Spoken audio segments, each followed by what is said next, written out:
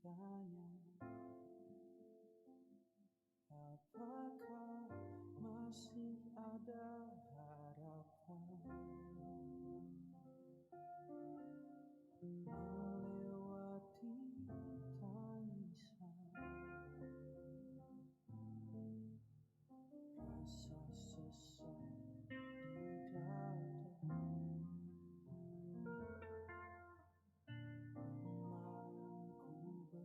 berkata, aku yang pegang kuasa. Dia selalu bekerja meski mataku tak melihat. Walaupun gunung itu tak berpindah, tetap percaya Kau yang punya kuasa. Sekalipun ku dalam lembah gelap, tak mengapa asal Kau di sampingku. Walaupun masalahku masih ada, tetap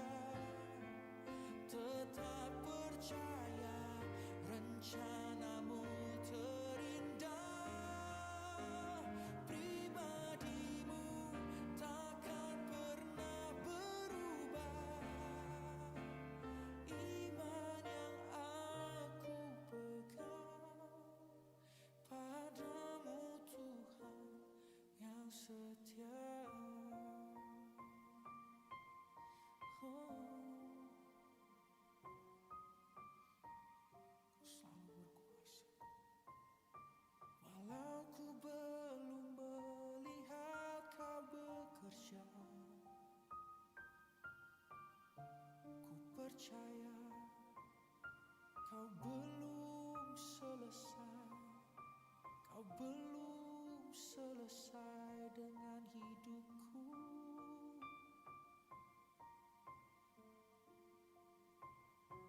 Rencanamu sempurna di balik semua masalahku. Kau tetap Allahku.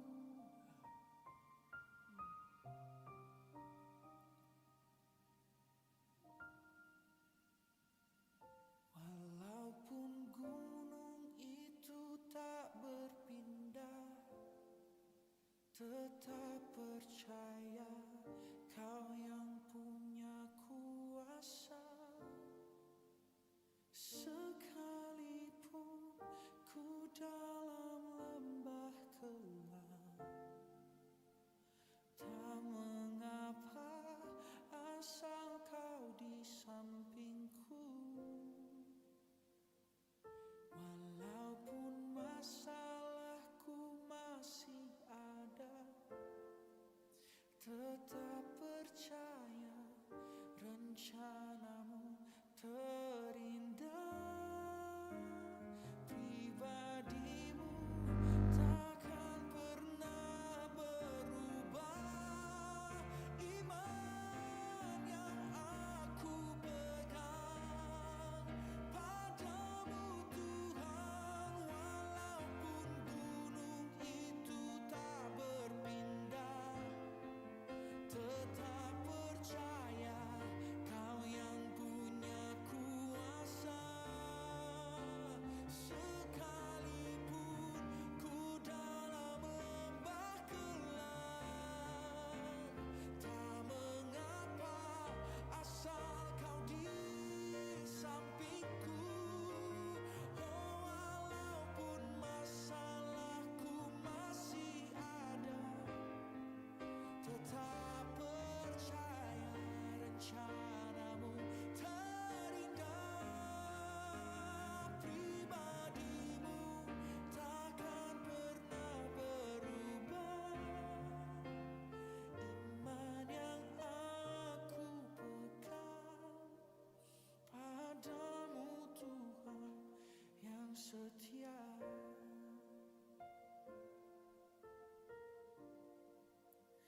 Pribadimu takkan pernah berubah. Iman yang aku pegang padamu Tuhan yang setia. Mungkin masalah kami belum selesai Tuhan, mungkin gunung kami belum berpindah, tapi biar kami terus percaya bahwa Engkau selalu bekerja mendatangkan kebaikan bagi setiap kami yang mengasihi Tuhan. Kami percaya semua bukan lagi masalah, asal Engkau.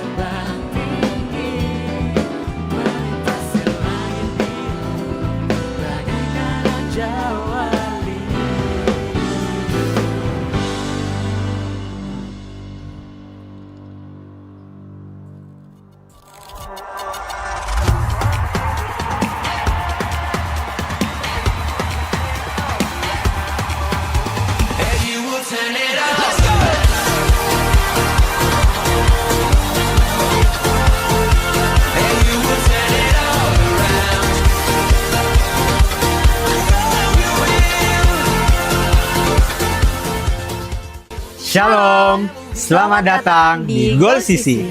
Goal Sisi adalah komunitas yang memiliki visi terus-menerus mempersiapkan generasi terang yang siap dimanapun Tuhan tempatkan. Karena itu, fokus Goal Sisi adalah pemuridan, menanamkan nilai-nilai hidup yang sesuai firman Tuhan, agar jemaat siap menjadi terang Tuhan, baik di keluarga, di kampus, di marketplace, dan di masyarakat. Melalui Goal Kids, Ground, Playground, Fusion Ground, Fun Spot, Mesbah Keluarga, Pendalaman Alkitab, Fellowship, dan WBI. Semuanya dirancang untuk membentuk karakter dan kompetensi rohani generasi terang. Setiap bakat, talenta, dan waktu adalah berkat sekaligus tanggung jawab yang Tuhan berikan. Mari gunakan semuanya untuk memuliakan Tuhan dan menjadi berkat di mana kita diutus. Mari bergabung di Goal Sisi. Bersama-sama kita menjadi generasi terang dan menjadi saksi dan memenangkan jiwa bagi Tuhan. Shalom. Sekali lagi shalom Goal Sisi. Boleh berikan tepuk tangan yang luar biasa untuk Tuhan kita. Selamat hari Minggu untuk kita semua. Happy Sunday. Senang sekali boleh melihat wajah-wajah yang penuh sukacita, datang dengan kerinduan yang sangat berat untuk menyembah Tuhan. Saya yakin dan percaya setiap kita yang hadir di tempat ini mau mempersembahkan jiwa, hati kita untuk menyembah Tuhan. Amin. Mari jemaat Tuhan, kita bangkit berdiri.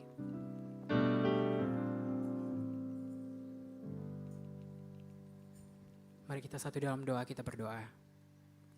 Terima kasih Tuhan untuk segala kebaikan-Mu, untuk segala penyertaan-Mu sepanjang minggu ini Tuhan. Kami rasakan kebaikan yang luar biasa, penyertaan yang luar biasa. Hari demi hari kami rasakan Bapa. Tak pernah Engkau tinggalkan kami sedetik pun. Dan hari ini Tuhan, kami datang dengan kerinduan yang berat untuk datang menyembah Engkau. Kami mempersembahkan hati kami, rasa syukur kami kepadamu Tuhan. Penyembahan kami yang terbaik. Kami persembahkan ibadah ini untuk-Mu Bapa. Di dalam nama Tuhan Yesus. Haleluya. Amin. Silakan duduk kembali jemaat Tuhan.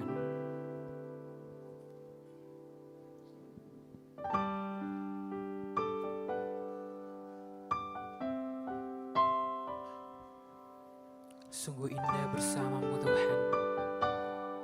Kami bawa hati kami yang kagum dan hormat akan Engkau. Terima kasih Tuhan.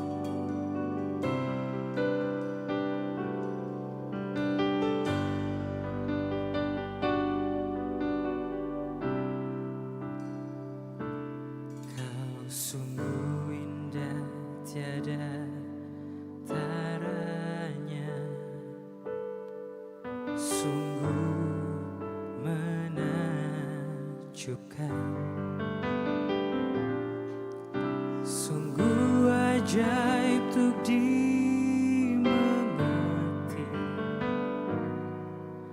lebih dari semua yang ada. Hikmat-Mu tiada terselami, kasih-Mu dalam tak terduga.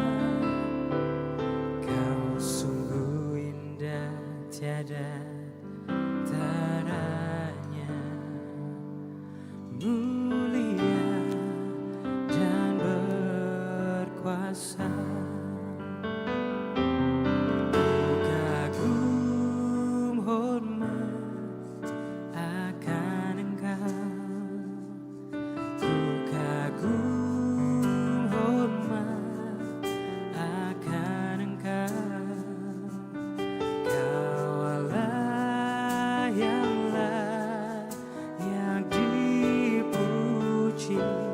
Ku kagum akan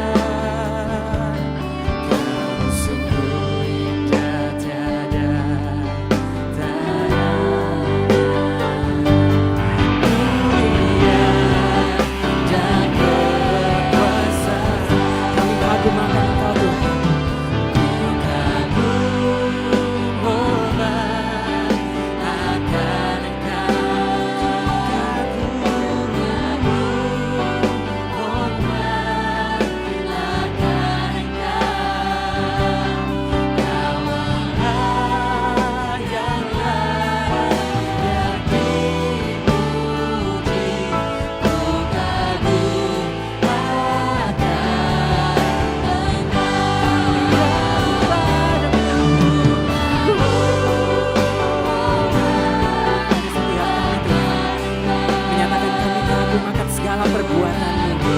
Engkau Tuhan yang penuh ajaib. Kami hormat akan Engkau Tuhan.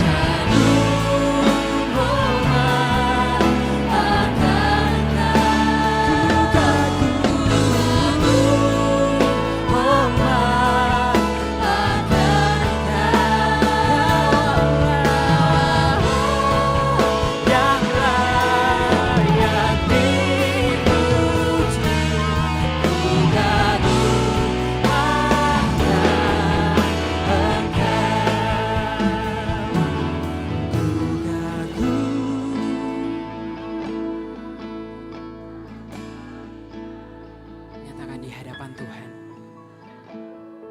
Kami kagum dan hormat akan Engkau Tuhan. Amin.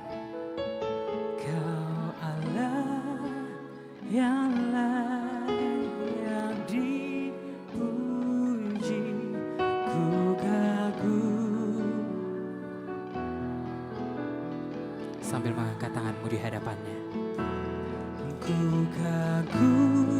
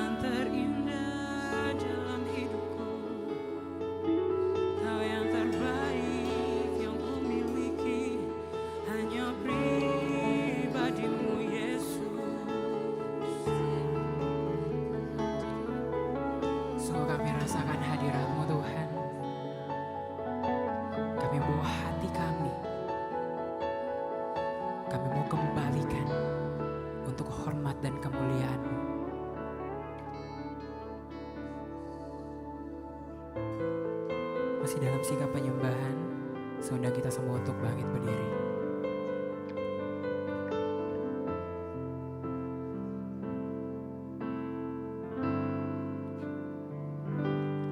Ku beri kemuliaan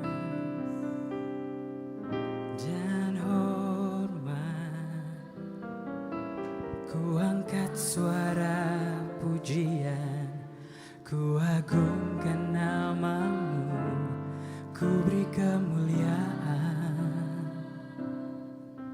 dan hormat, ku angkat suara pujian, ku agungkan namamu, sebab kau besar, perbuatanmu ajaib, tiada seperti Engkau. Amin. Tiada seperti Engkau, sebab kau besar, perbuatanmu ajaib, tiada seperti Engkau. Tiada seperti, sebab kau besar, sebab kau besar, perbuatanmu ajaib, tiada seperti Engkau, tiada seperti Engkau, tiada seperti Engkau, sebab kau besar, perbuatanmu ajaib, tiada seperti Engkau, tiada seperti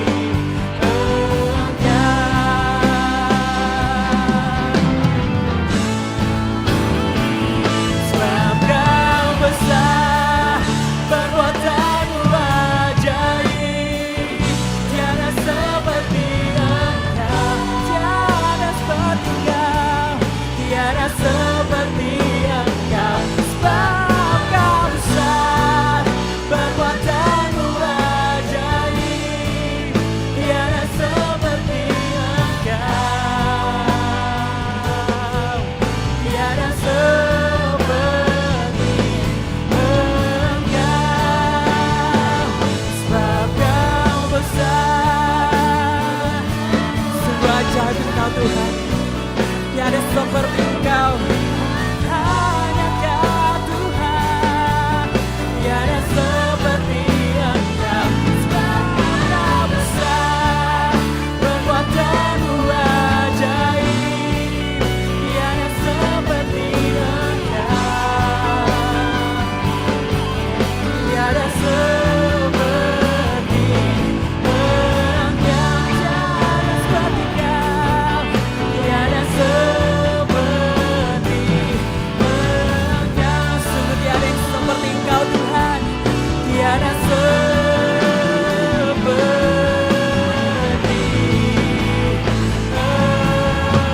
Engkau. Amin, amin, amin. Kami merasakan segala lawatan-Mu. Terima kasih Tuhan, terima kasih. Dan lebih lagi Tuhan, kami bersorak bagi nama Yesus. Jemaat Tuhan yang siap bersorak bagi namanya, bersukacita bagi namanya. Sama-sama kita mau katakan, amin. Sebelum kita memuji Tuhan, boleh lihat kanan kirimu, katakan Tuhan Yesus baik. Haleluya.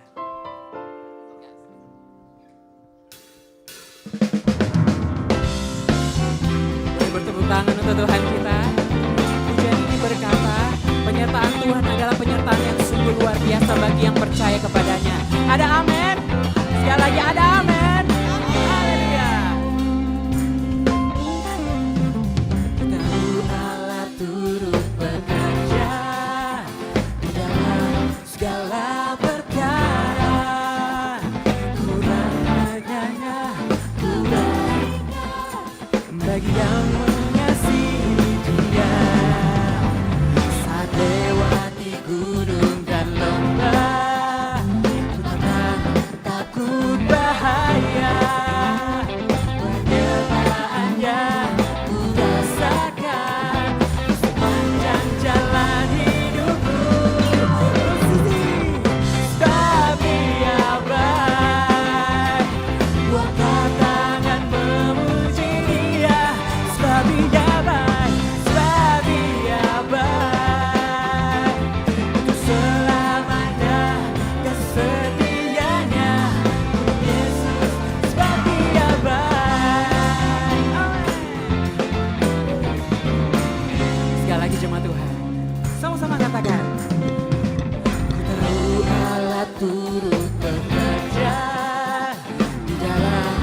segala perkara untuk mendatangkan kebaikan bagi yang mengasihi Dia.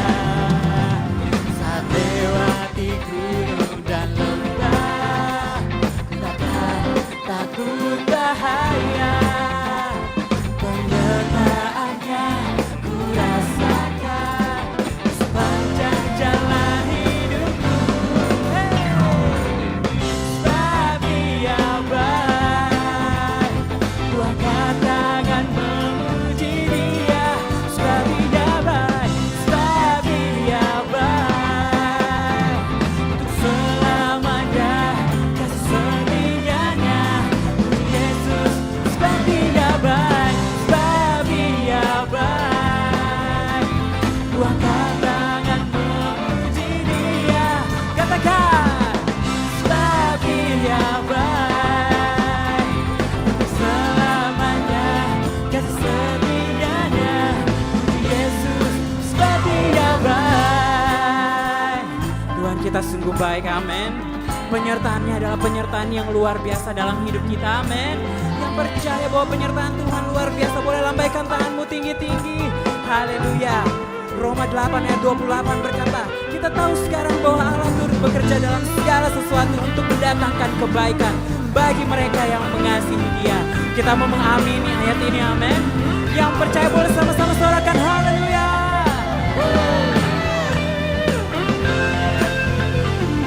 Sekali lagi, katakan, sebab Dia baik. Sambil bertepuk tangan di atas kepala. Sebab Dia baik,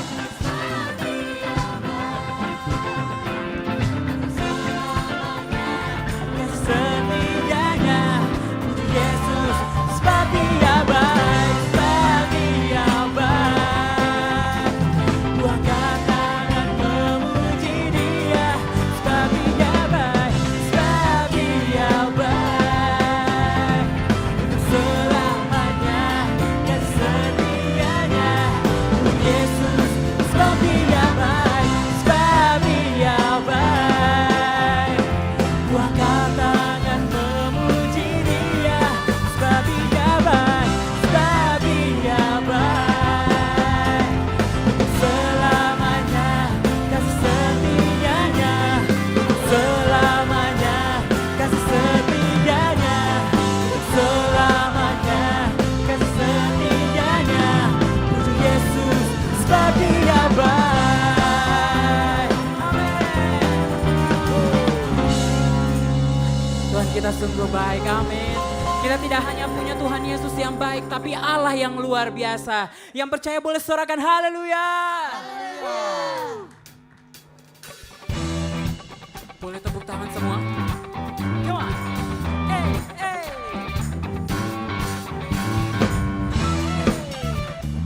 Pujian ini berkata, Allahku luar biasa dalam segala perkara. Kita mau nyatakan pujian ini bersama-sama, amin.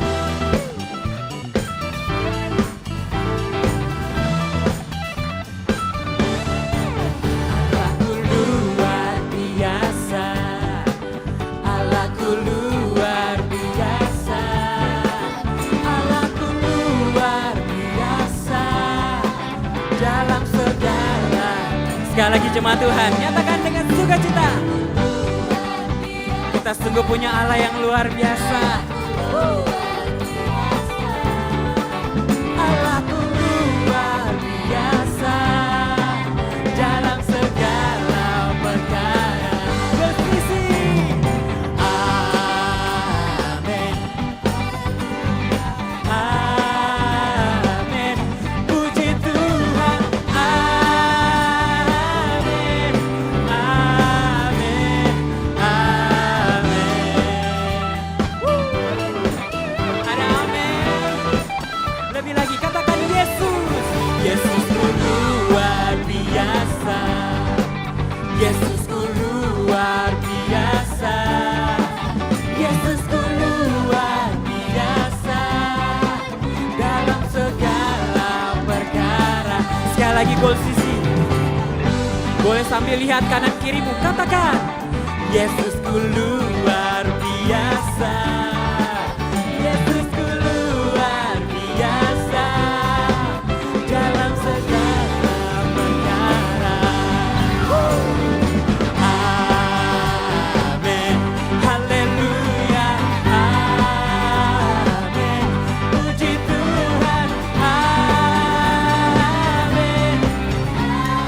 Amin. Dengan suara yang wanita saja. Sama-sama sorakan amin. Amin. Amin. Amin. Yang laki-laki jangan mau kalah. Lebih lagi sorakan. Amin. Haleluya. Puji Tuhan. Amin. Amin. Amin. Semua. Amin. Haleluya. Amin. Puji Tuhan. Amin. Amin. Amin. Amin.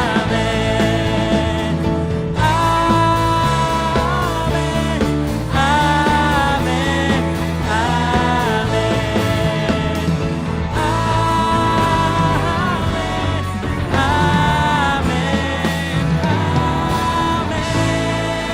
Berikan tepuk tangan yang luar biasa untuk Tuhan kita. Haleluya. Silakan duduk kembali jemaat Tuhan.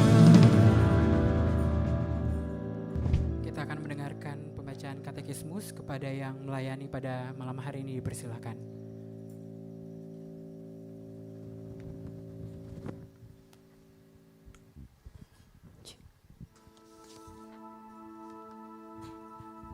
Shalom jemaat Tuhan, selamat datang di GBI Oikumene. Katekismus minggu ini terdapat satu pertanyaan yang sama dengan minggu lalu. Pertanyaannya akan saya bacakan dan jawabannya akan kita baca bersama-sama. Pertanyaannya, berikan contoh ajaran yang bertentangan dengan Trinitas. Mari baca bersama-sama jawabannya. 3, 2, 1. Dalam sejarah gereja hingga kini ditemukan berbagai ajaran yang tidak sependapat dengan konsep Tritunggal, yaitu ajaran Jesus Only atau Oneness Pentecostal meyakini bahwa hanya ada satu Allah, tetapi mereka menolak ajaran Tritunggal. Karena semua telah dimanifestasikan pada diri Yesus dan karenanya formula membaptis hanya dalam nama Yesus Kristus yang mereka dasarkan pada Kisah Rasul pasal 2 ayat 38. Iman dan percaya hanya di dalam Yesus Kristus. Ajaran Jesus Only atau Oneness Pentecostals adalah ajaran yang dinyatakan menyimpang. Demikian katekismus kita minggu ini. Tuhan Yesus memberkati.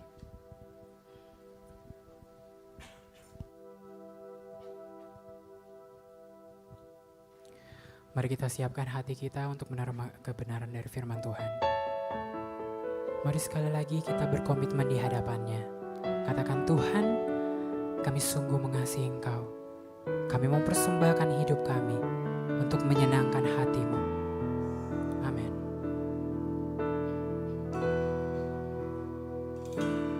Aku mengasihi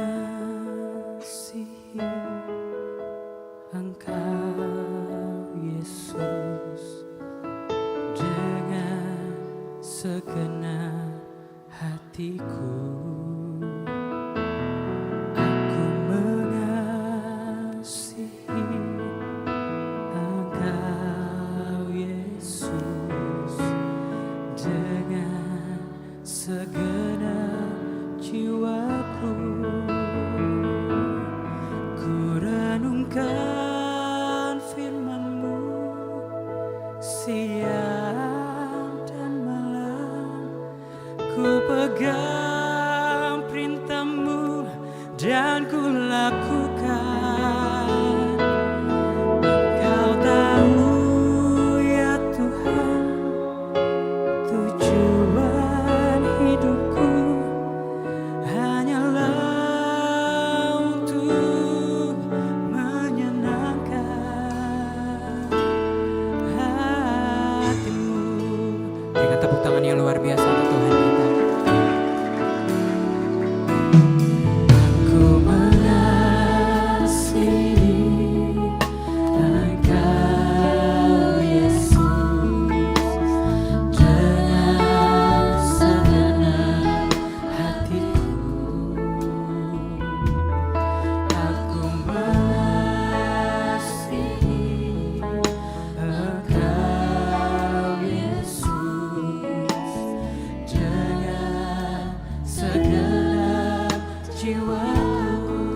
jemaat Tuhan saja. Aku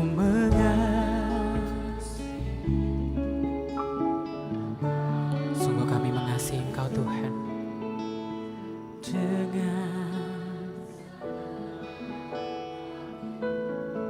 Katakan di hadapannya. Aku mengasihi.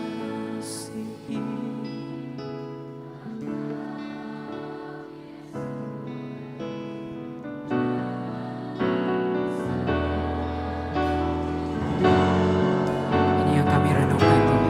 Ku renungkan firman-Mu siang dan malam.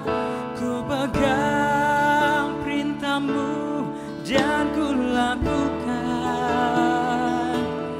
Engkau tahu ya Tuhan, tujuan hidupku hanyalah untuk menyenangkan. Engkau tahu ya Tuhan, tujuan hidupku hanyalah untuk menyenangkan hatimu. Ku renungkan firman-Mu siang dan malam. Ku pegang perintah-Mu dan ku lakukan. Engkau tahu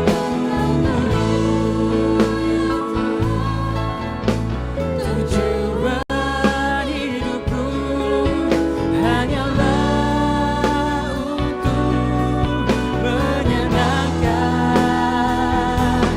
hatimu. Mari kita bangkit berdiri, lebih lagi sama-sama kita nyanyikan.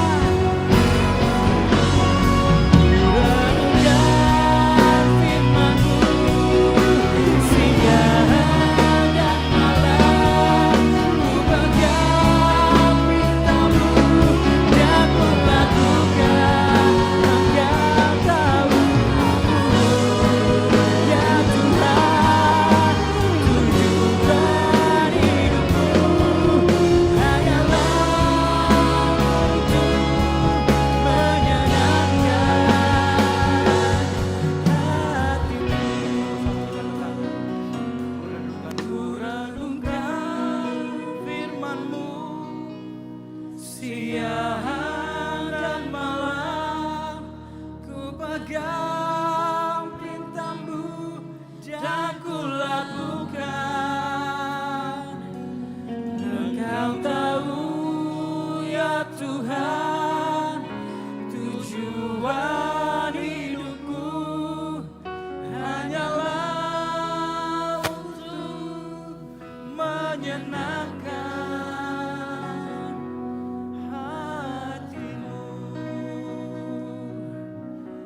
hanyalah untuk menyenangkan hatimu. Katakan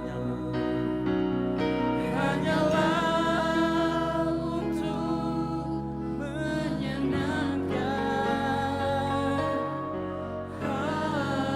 hatimu. Kasih tepukan yang meriah buat Tuhan.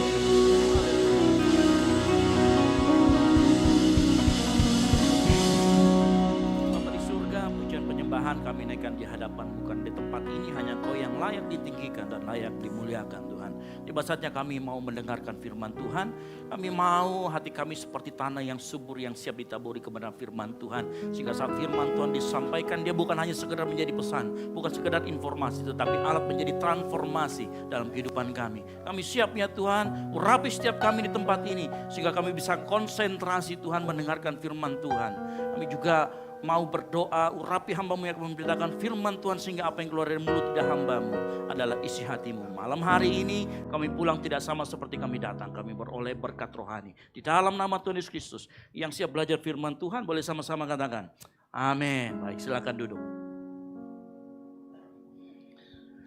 Shalom. Ya, baru satu orang. Shalom.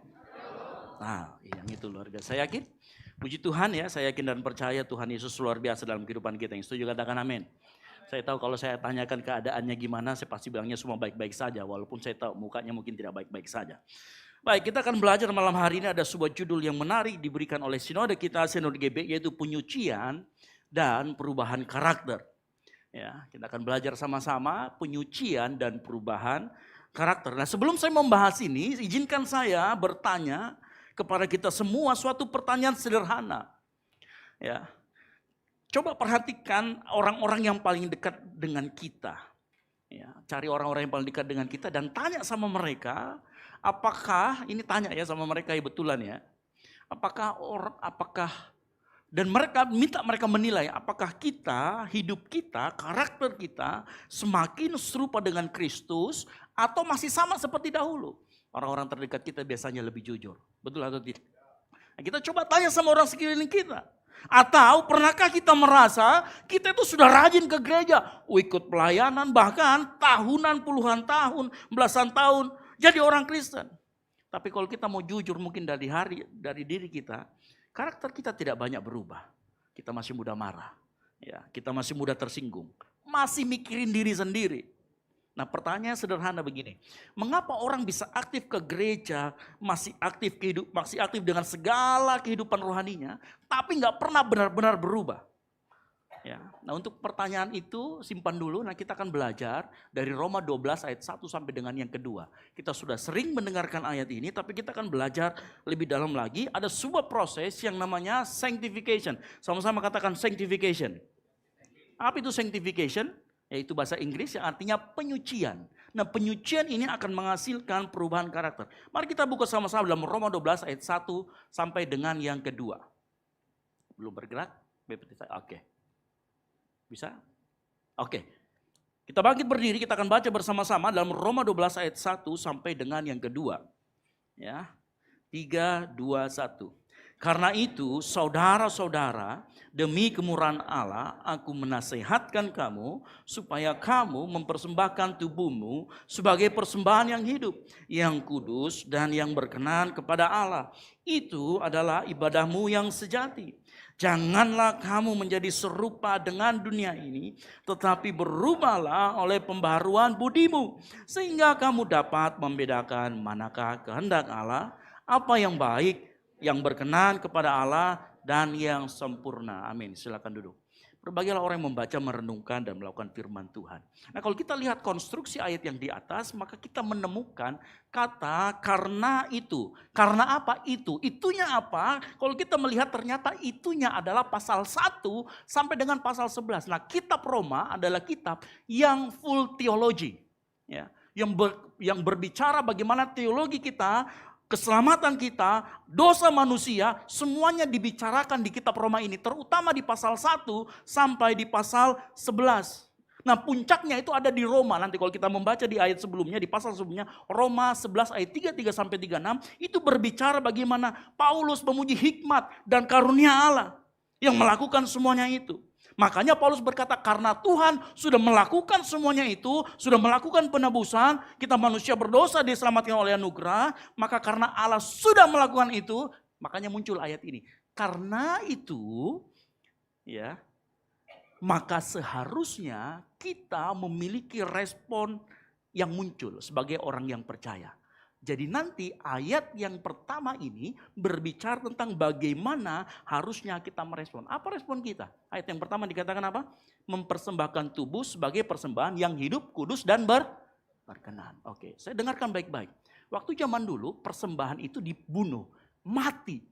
Tapi Paulus membalik semua itu, dia berkata gini, kamu harus persembahkan sesuatu yang hidup. Orang percaya tidak dipanggil untuk jadi korban yang mati. Kamu gak disembelih di tempat ini. Ya, tidak dibawa juga ke altar kemudian kita sembelih rame-rame. Itu abstain file ya. Nah seperti itu, tetapi kita disuruh mempersembahkan persembahan yang hidup. Apa artinya? Dengar baik-baik. Persembahan yang hidup itu berbicara tentang semua aspek hidupmu. Halo? Kalau kita bicara tentang aspek hidup itu cara orang menggunakan tubuhnya. Cara dia mempersembahkan pikirannya, tindakannya, kepentingannya apa itu. Waktu kita bicara persembahkan tubuhmu, bukan cuma sekedar berbicara mengenai kamu ada di gereja. Tapi seluruh kehidupanmu pada saat engkau di tempat gym, pada saat engkau ada di tempat kerjamu, pada saat engkau ada di sekolah, pada saat di kuliahmu. Itu semua dibilang persembahkan tubuhmu. Bukan hanya saat engkau 2 jam di tempat ini. Yang mengerti katakan amin. Makanya Kolose 3 ayat 23 berkata apa? Apapun yang kamu perbuat, apapun. Kalau apapun berarti dimanapun juga berlaku. Perbuatlah dengan segenap hatimu untuk Tuhan dan bukan untuk manusia. Ini maksudnya mempersembahkan yang hidup. Supaya apa? Roma 11. Sebab segala sesuatu bagi dia, oleh dia dan kepada dia. Kembali semuanya kepada dia. Inilah yang disebut dengan, ingat ya. Saya kasih tunjuk 2 ayat ini supaya kita mengerti bahwa semua yang kita perbuat harus, itu mempersembahkan tubuh, harus untuk dia dan kepada dia. Ini mempersembahkan tubuh. Nah kemudian kita masuk di ayat keduanya. Kalau kita melihat di ayat keduanya, banyak orang melihat bahwa ayat 1 dan ayat 2 seperti sesuatu yang terpisah. Saya mau kasih tahu, di dalam bahasa Al-Yunani ada bahasa penghubung namanya kai. Kai itu menghubungkan atau menjelaskan apa yang terjadi sebelumnya di ayat 1 dijelaskan di ayat 2-nya. Artinya apa? Begini. Paulus sedang menjelaskan bahwa kalau kamu mau mempersembahkan hidupmu sebagai persembahan yang hidup, di mana tadi yang ini ya, apapun yang kamu perbuat, lalu kemudian hanya untuk kemuliaan Tuhan. Kalau kamu mau mempersembahkan itu hanya bisa terjadi persembahan kepada Allah yang hidup, hanya bisa terjadi kalau terjadi perubahan pada akal budi. Itu yang disebut dengan tadi pembaruan budi. Makanya dikatakan janganlah menjadi serupa. Kalau saya konstruksinya begini, ya di ayat Roma 12 ya. Itulah ibadahmu yang sejati. Yaitu janganlah kamu menjadi serupa dengan dunia ini. Jadi sebenarnya Paulus mau mengatakan begini, hidup yang dipersembahkan kepada Allah tidak mungkin terjadi kalau tidak terjadi pembaruan budi. Yang mengerti katakan amin. Mengerti ya ayat ini ya. Jadi kalau kamu berkata, saya mau mempersembahkan hidupku, tapi engkau di tempat lain 2 jam setelah ini engkau bicara kotor. Pikiranmu kotor. Engkau tidak sedang mempersembahkan hidupmu. Yang mengerti katakan amin. Halo? Konstruksi ayat itu berbicara begitu. Jadi sekali katakan, hidup yang dipersembahkan kepada Allah tidak mungkin terjadi tanpa pembaruan budi, pembaruan hati. Nah, saya mau disclaimer dulu. Dalam bahasa Alkitab, kalau kita membaca seluruh Alkitab, begitu kita ketemu kata hati, itu bukan organ tubuh, bukan juga sekedar emosi. Tetapi yang dimaksudkan dengan hati itu adalah intelektual kita, cara berpikir kita, kehendak kita. Saya kasih bukti. Ini kita harus mengerti dulu. Waktu Yesus berkata kepada mereka, tetapi Yesus mengetahui apa? Pikiran mereka. Lalu berkata, mengapa memikirkan itu di dalam hal-hal yang jahat di dalam hati. Jadi ingat, waktu kita berbicara tentang hati, itu berbicara tentang cara berpikir. Sama-sama katakan cara berpikir. Jadi bukan organ dan bukan cuma sekedar jiwa, tetapi cara berpikir. Ini yang disebut dengan perubahan atau pembaruan budi, pembaruan hati. Di mana hati adalah cara berpikir. Nah, cara dunia dan cara kerajaan Allah itu berbeda sekali. Pola pikir dunia itu mengejar diri sendiri, kenyamanan pribadi, menilai diri sendiri berdasarkan keuntungan pribadi. Begini ya, saya tadi kasih ayat ini supaya kita mengerti perbedaannya. Segala sesuatu yang kau tidak lakukan buat Tuhan, itu yang namanya pola pikir dunia. Yang mengerti katakan amin. Ya, saya kasih ulangi lagi, segala sesuatu yang kau lakukan tidak untuk Tuhan, itu dunia. Makanya ciri khas orang yang berpikir pola pikirnya dunia, dirinya sebagai pusat. Bukan Tuhan lagi. Halo? Iya, serius ini. Inilah yang disebut dengan pola pikir dunia. Nah, Paulus menasihatkan jangan seperti itu. Menariknya begini ya. Menariknya begini. Orang bisa saja kelihatan rohani, khotbah di atas. Pelayanan, kameramen, musik dan lain sebagainya. Tapi ternyata pola pikirnya bisa pola pikir dunia loh. Kenapa? Saya pelayanan supaya Tuhan lancarkan jodoh saya. Itu pola pikir dunia. Kenapa? Karena untuk kepentingan saya. Halo?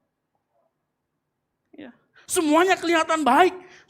Di luarnya kalau orang nggak mengerti prinsip ini, di luarnya kita akan kelihatan baik. Anda ke gereja di tempat ini, semuanya kelihatan baik. Tapi kalau kita mau mengaku, engkau datang ke gereja ini, siapa yang dipaksa sama temannya? Halo? Atau siapa yang di sini pergi di sini datang cari cewek atau cari cowok? Halo? Engkau bisa kelihatan rohani, kita sama-sama di tempat ini. Tetapi ternyata kita masih pola pikirnya dunia. Nah Tuhan itu tidak melihat tindakan luarmu, tetapi melihat apa? Melihat hatimu, melihat motivasimu. Dan Alkitab berkali-kali menunjukkan bahwa Tuhan tidak tertipu dengan aktivitas rohanimu. Tuhan tidak tertipu dengan kegiatan rohanimu. Saya mau kasih tahu. Suatu kali Yesus ketemu dengan orang Farisi. Dia tahu apa dia bilang sama orang Farisi? Ingatlah jangan kamu melakukan kewajiban agamu di hadapan orang supaya dilihat mereka. Halo? Ini kegiatan rohani loh, mereka berdoa di pinggir jalan dan lain sebagainya. Orang Farisi secara kegiatan aktivitas rohani orang yang benar. Ya, tapi lihat Tuhan tidak bisa ditipu. Dia bilang apa? Engkau salah bukan pada tindakannya tetapi pada motivasinya, cara berpikirnya. Mereka orang Farisi melakukan itu supaya dipuji manusia. Saya mau tanya lagi di tempat ini, kasih persembahan baik nggak? Oh kasih, bagus. Kasih persepuluhan baik nggak? Bagus. Tapi kalau kamu kasih persepuluhan supaya Tuhan mengembalikan 30, 60, 80 kali lipat, itu pola pikir dunia. Halo? Kalau kamu datang ke tempat ini, cuman ngurusin berkat, itu pola pikir dunia. Kenapa? Karena berkat ujung-ujungnya adalah untuk dirimu sendiri. Halo? Ya. Siapa yang pernah dengar ajaran begini? Kan gereja karismatik itu paling pintar memperlakukan hamba Tuhan. Oh kalau ada hamba Tuhan, diperlakukan misalkan hamba Tuhan tamu, diperlakukan luar biasa servisnya. Suatu kali ada seorang majelis, dia tanya begini, wah bapak ini kok servis saya luar biasa ya. Terus tahu gak apa majelis ini? Karena dia orang kaya, dia bilang, saya pernah diajari Pak, siapa yang memberkati hamba Tuhan, dia akan dapat upah Nabi 2 kali lipat. Halo? Ternyata seperti ini juga yang terjadi. Ya. Saya yakin hamba Tuhan itu waktu dia mendengar itu, dia merasa dimanipulasi banget gitu ya. Kenapa? Oh ternyata orang servis dia dapat berkat 2 kali. Nah kalau kita telisik lagi lebih dalam, kita lihat motivasi kita, sebenarnya pola pikir kita masih pola pikir dunia. Ingat pola pikir kerajaan sorga, oleh dia, dari dia, sebab dia, dan hanya bagi dia. Halo? Ya. Nah salah satu bentuk di dalam pola pikir dunia yang hari-hari ini masuk di gereja, kebanyakan gereja adalah kebanyakan orang mencari kehormatan dan pengakuan. Ini yang bahaya. Ya. Loh, jangan salah, gereja ini terjadi hari-hari ini banyak. Orang pelayanan untuk cari pengakuan, sekedar itu. Nggak usah begitu deh, murid-murid Tuhan Yesus saja loh. Sama seperti itu. Coba lihat Markus. Ya, Markus 4:10 ayat 43 sampai 4. Mereka kan berebut apa? Berebut siapa tempat pemimpin yang paling tertinggi, siapa yang harus tersebar. Pola pikir dunia menganggap bahwa menjadi pemimpin itu sesuatu yang terbesar. Itu pola pikir dunia. Nah buat pola pikir dunia, melayani itu posisinya rendah. Posisi yang kalau bisa dihindari, betul atau tidak? Makanya kita buka berkali-kali, ayo siapa yang mau pelayanan, itu jarang yang daftar. Kenapa?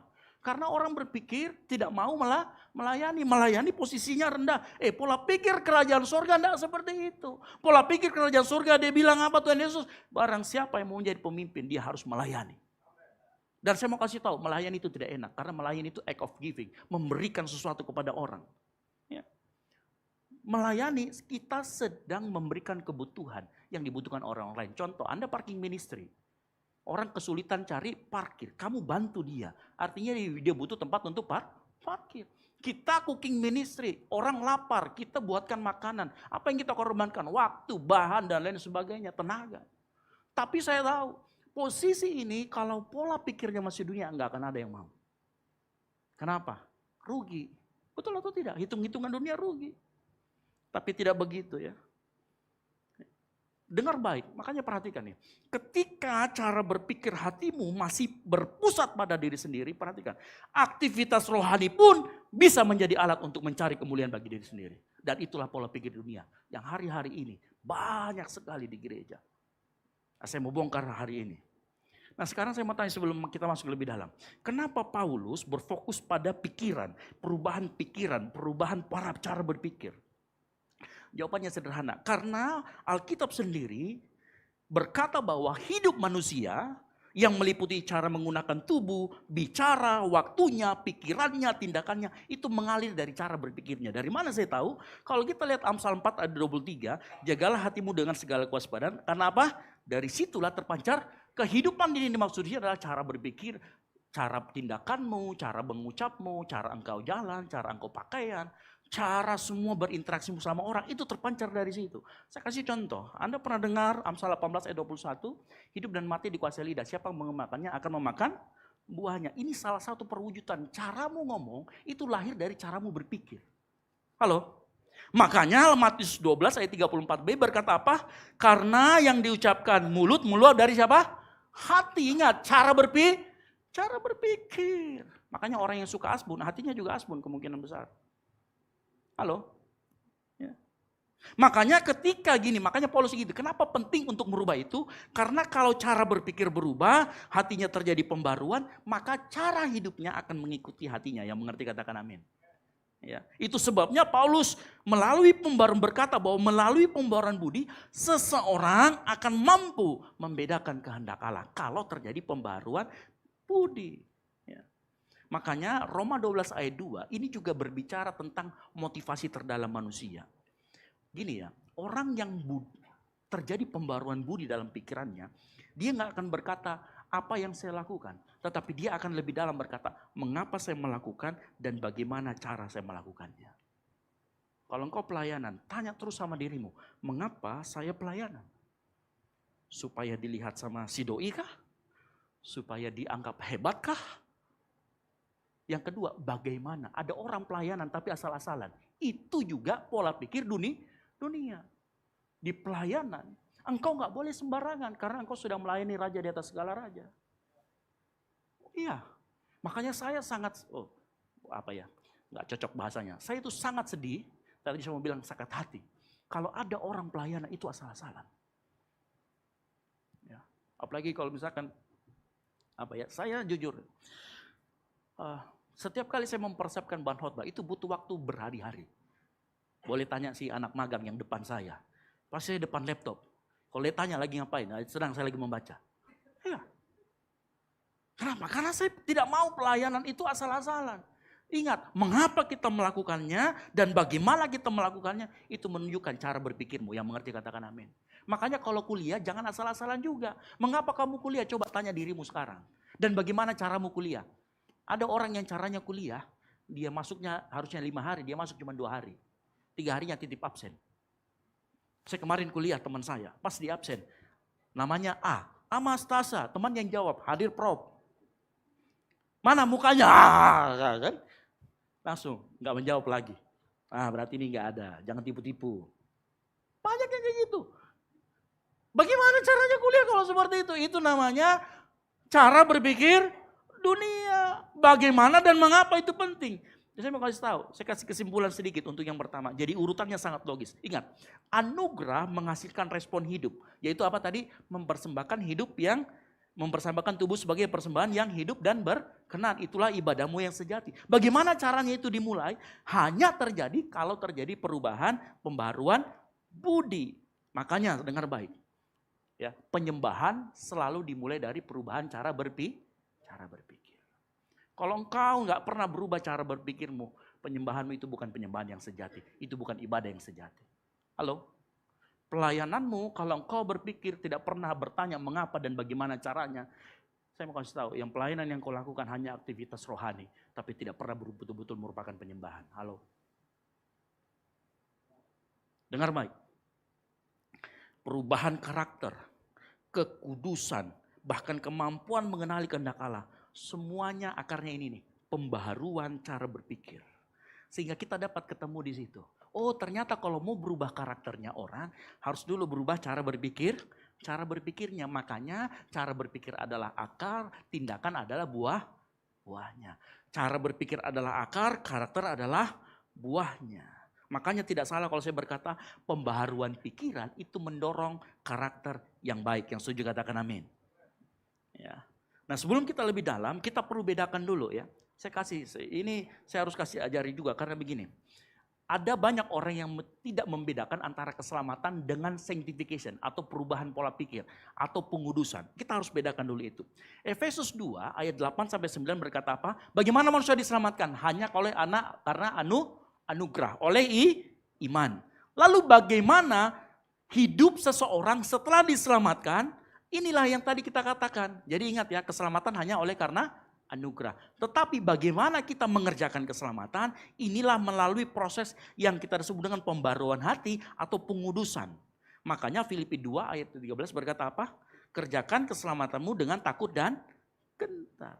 Jadi kita disuruh secara aktif, setelah kita diselamatkan, kita punya respon. Ingat, diselamatkan hanya satu kali, anugerah, tidak ada di situ usahamu sama sekali. Tetapi ingat, pada saat engkau selesai diselamatkan, engkau harus mengerjakan keselamatanmu. Nah, di dalam mengerjakan keselamatan, prosesnya membutuhkan 3 hal yang saya dapatkan dari firman Tuhan malam hari ini. Ingat ya, makanya keselamatan, dengar baik-baik.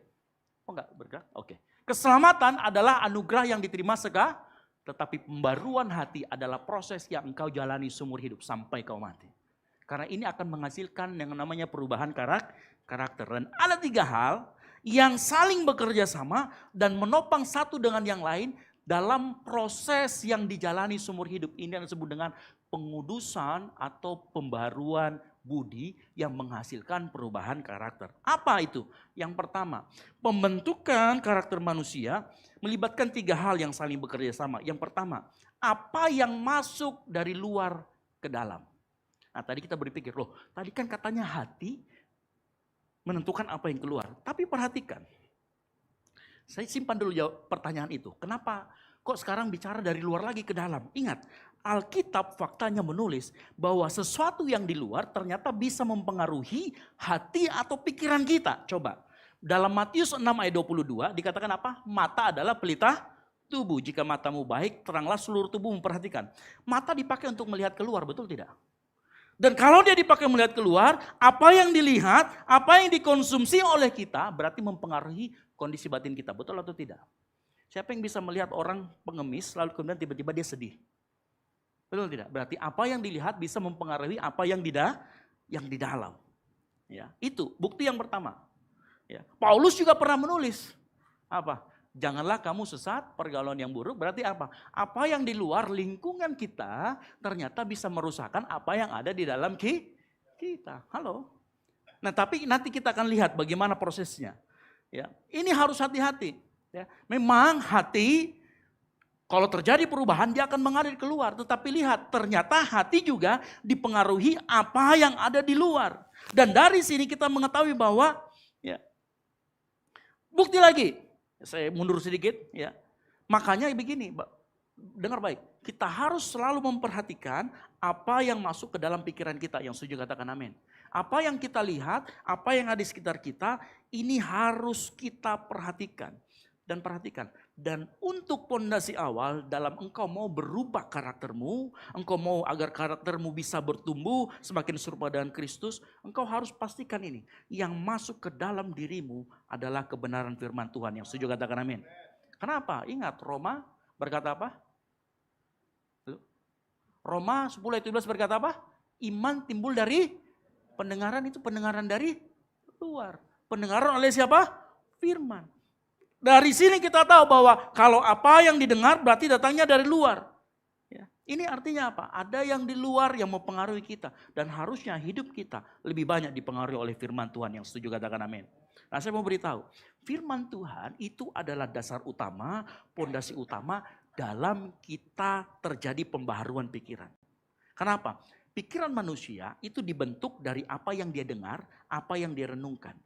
Dunia kita akhir-akhir ini tidak begitu baik, apalagi dengan adanya media sosial.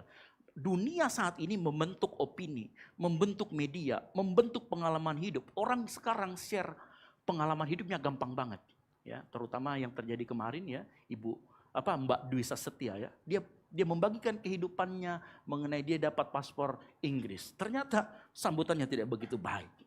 Ya, ini juga, itu membentuk opini kita, itu membentuk cara berpikir kita. Sederhana saja sekarang saya mau tanya.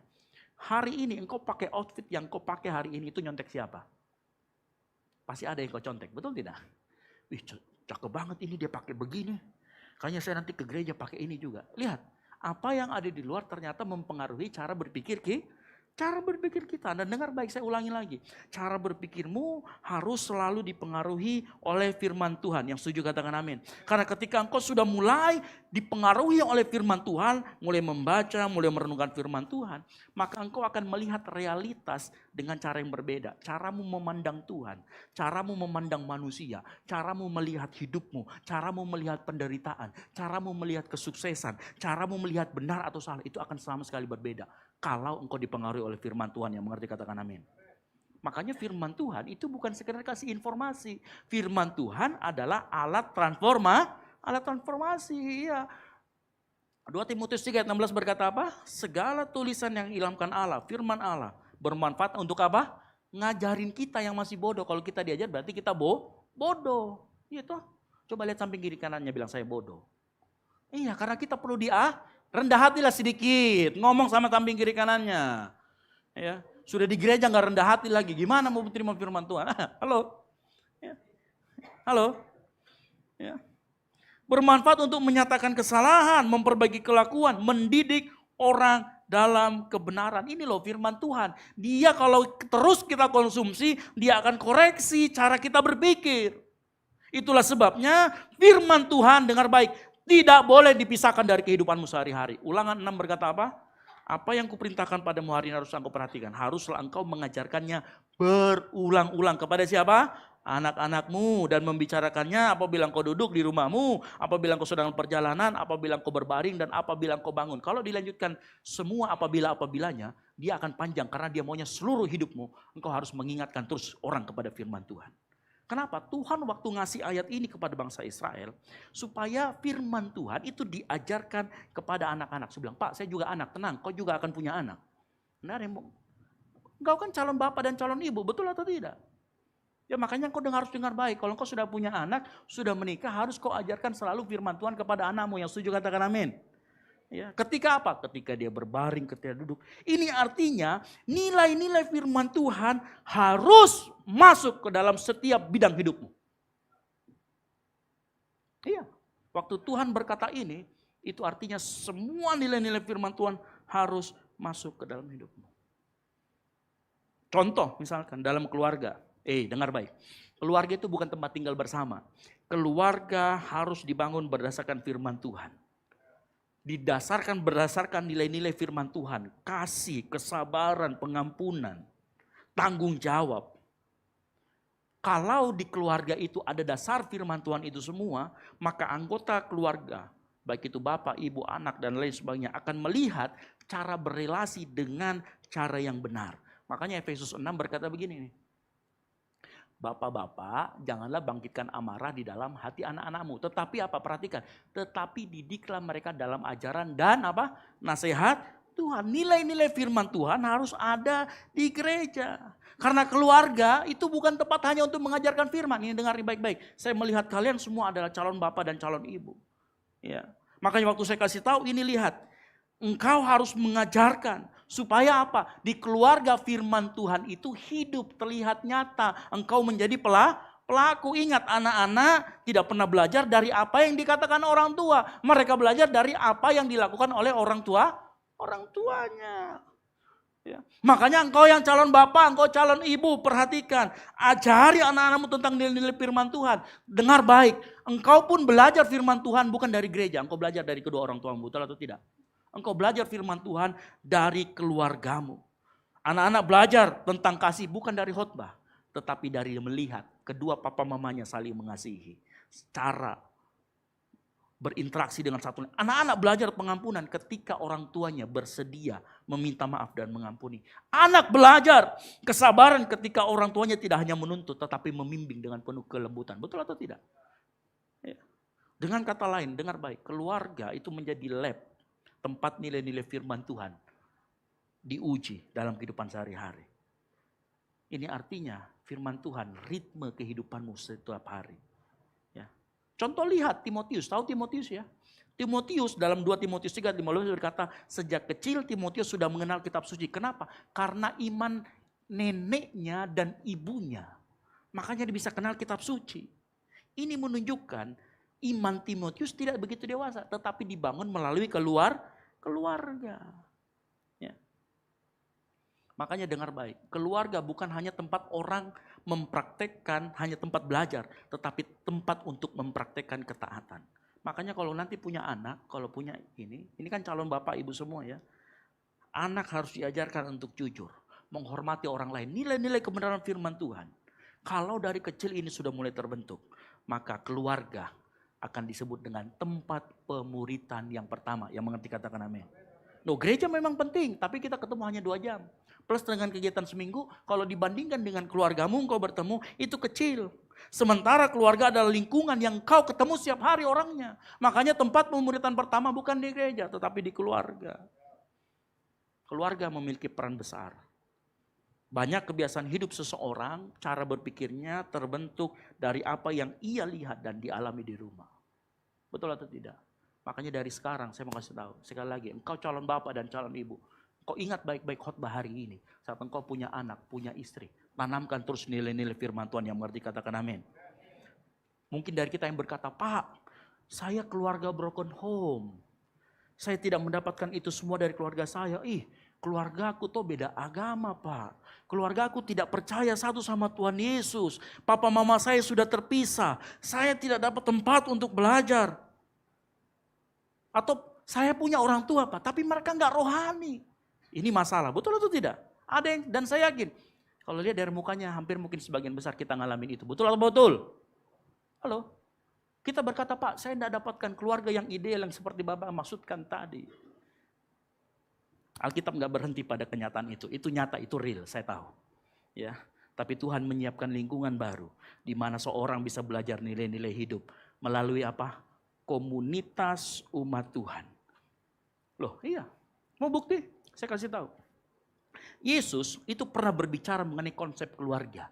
Tapi konsep keluarga bukan yang bapak, ayah, dan ibu. Yesus berkata dalam Markus 3 ayat 35. Ya, barang siapa melakukan kehendak Allah, dia adalah saudaraku laki-laki, dia adalah saudaraku perempuan. Halo? Dialah ibu. Ternyata Yesus punya konsep keluarga bukan mengenai hubungan darah doang. Tapi saat engkau melakukan kehendaknya, saya juga melakukan kehendaknya, kita saudara. Nah kalau kita saudara berarti kita keluarga, halo. Makanya Yesus sedang memperluas konsep keluarga di sana. Keluarga nggak ditentukan lagi hubungan darah. Itulah sebabnya gereja dalam perjanjian baru disebut dengan keluarga Allah. Engkau nggak dapat di keluargamu yang saat ini mungkin orang tuamu broken home. Engkau bisa harusnya dapatkan di dalam gereja yang mengerti, katakan amin. Makanya komunitas itu menjadi hal yang penting kemudian. Paulus juga kasih tahu loh. Di dalam komunitas ya orang bisa belajar, ada teladan-teladan rohani di sana. Paulus pernah ngomong kok dalam 1 Korintus 11:1 berkata gini, jadilah pengikutku sama seperti aku. Ternyata di dalam komunitas kita bisa mendapatkan teladan-teladan rohani. Dan manusia itu paling gampang belajar dari hidup contoh orang lain. Betul apa betul? Makanya komunitas harus menjadi tempat orang dipulihkan. Banyak orang datang ke gereja dengan luka-luka batin masa lalu yang terjadi di keluarganya. Atau pola hidup yang rusak terbentuk dari lingkungan yang tidak sehat. Baik itu di keluarga maupun di lingkungan mainnya. Tetapi ketika dia masuk dalam komunitas yang penuh dengan firman Tuhan, penuh dengan kasih, penuh dengan dorongan rohani, perlahan-lahan hidupnya karena di sekelilingnya dipenuhi dengan firman Tuhan. Cara dia memandang hidup akan berubah. Ia akan melihat bahwa hidupnya tidak harus seperti masa lalunya. Dia tahu bahwa yang pegang masa depannya Tuhan Yesus. Tuhan dapat membentuk masa depan yang berbeda dari lingkungan rohani yang baru, yang mengerti katakan amin. Ya, makanya jemaat mula-mula kan begitu modelnya. Mereka sering kumpul, ya kan? Mereka sering berbagi. Ya. Makanya dengar baik. Mungkin kita tidak memilih keluarga tempat kita dilahirkan, tetapi Tuhan menyediakan keluarga rohani tempat kita dipulihkan. Wah, ini ideal banget. Iya, saya ideal. Tapi kalau kita mau jujur, di titik ini kita punya satu kondisi yang real, yang nyata, yang jujur. Apa itu? Komunitas rohani, gereja memang diberikan Tuhan sebagai tempat untuk kita bertumbuh, sebagai alternatif. Tapi engkau harus tahu, komunitas gereja bukan tempat orang sempurna. Halo, komunitas itu sendiri tidak pernah menjadi komunitas yang sempurna. Banyak orang berpikir gereja harus ideal. Sorry. Mereka berharap komunitas itu penuh kasih, gak ada konflik, gak ada kesalahpahaman. Itu hanya di surga nanti. Kalau engkau masih hidup di dunia, saya mau kasih tahu kenyataan pahitnya. Alkitab tidak pernah mengajarkan gereja sebagai komunitas tanpa masalah. Halo, kita itu bukan pegadaian di tempat ini. Yang mengatasi masalah tanpa masalah. Ya kan? Tidak ada komunitas di dunia ini yang sempurna. Kalau ada yang sempurna, engkau masuk di situ, jadi gak sempurna. Gak ada komunitas yang sempurna. Alkitab tidak pernah menggambarkan gereja sebagai komunitas tanpa masalah. Kita mau jujur, jemaat mula-mula, Kisah Para Rasul 6 ayat 1. Baru ditinggal Tuhan Yesus sebentar, ada masalah tentang apa? Pembagian jatah untuk orang-orang dan janda-janda miskin. Makanya dibentuk namanya tim diakonia. Bukan sampai di situ, masalahnya muncul lagi. Ada perbedaan antara orang Yahudi dan orang non-Yahudi. Ada pertengkaran lagi di sana. Paulus sama Petrus juga pernah berselisih paham. Gereja bukan tempat orang sempurna. Jadi kalau engkau mencari kesempurnaan di gereja, engkau gak akan dapat. Tapi di situ letak pentingnya komunitas rohani. Gereja bukan tempat orang yang sudah berkumpul.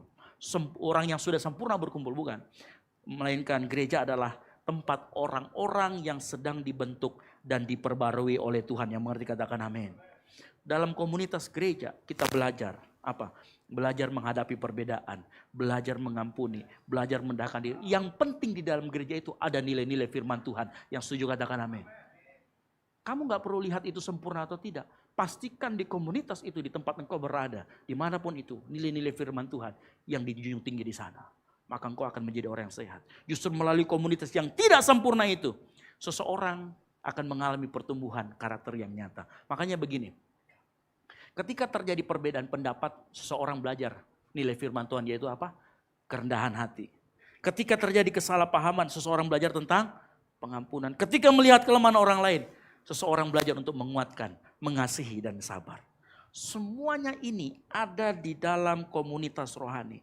Komunitas gereja, sekali lagi, bukan tempat yang sempurna, tetapi merupakan tempat yang paling ideal untuk terus engkau dibarai oleh firman Tuhan. Makanya engkau dengar baik, engkau yang belum punya komunitas, segera cari komunitas. Enggak harus di tempat ini. Engkau yang baru datang, harus di tempat ini. Enggak.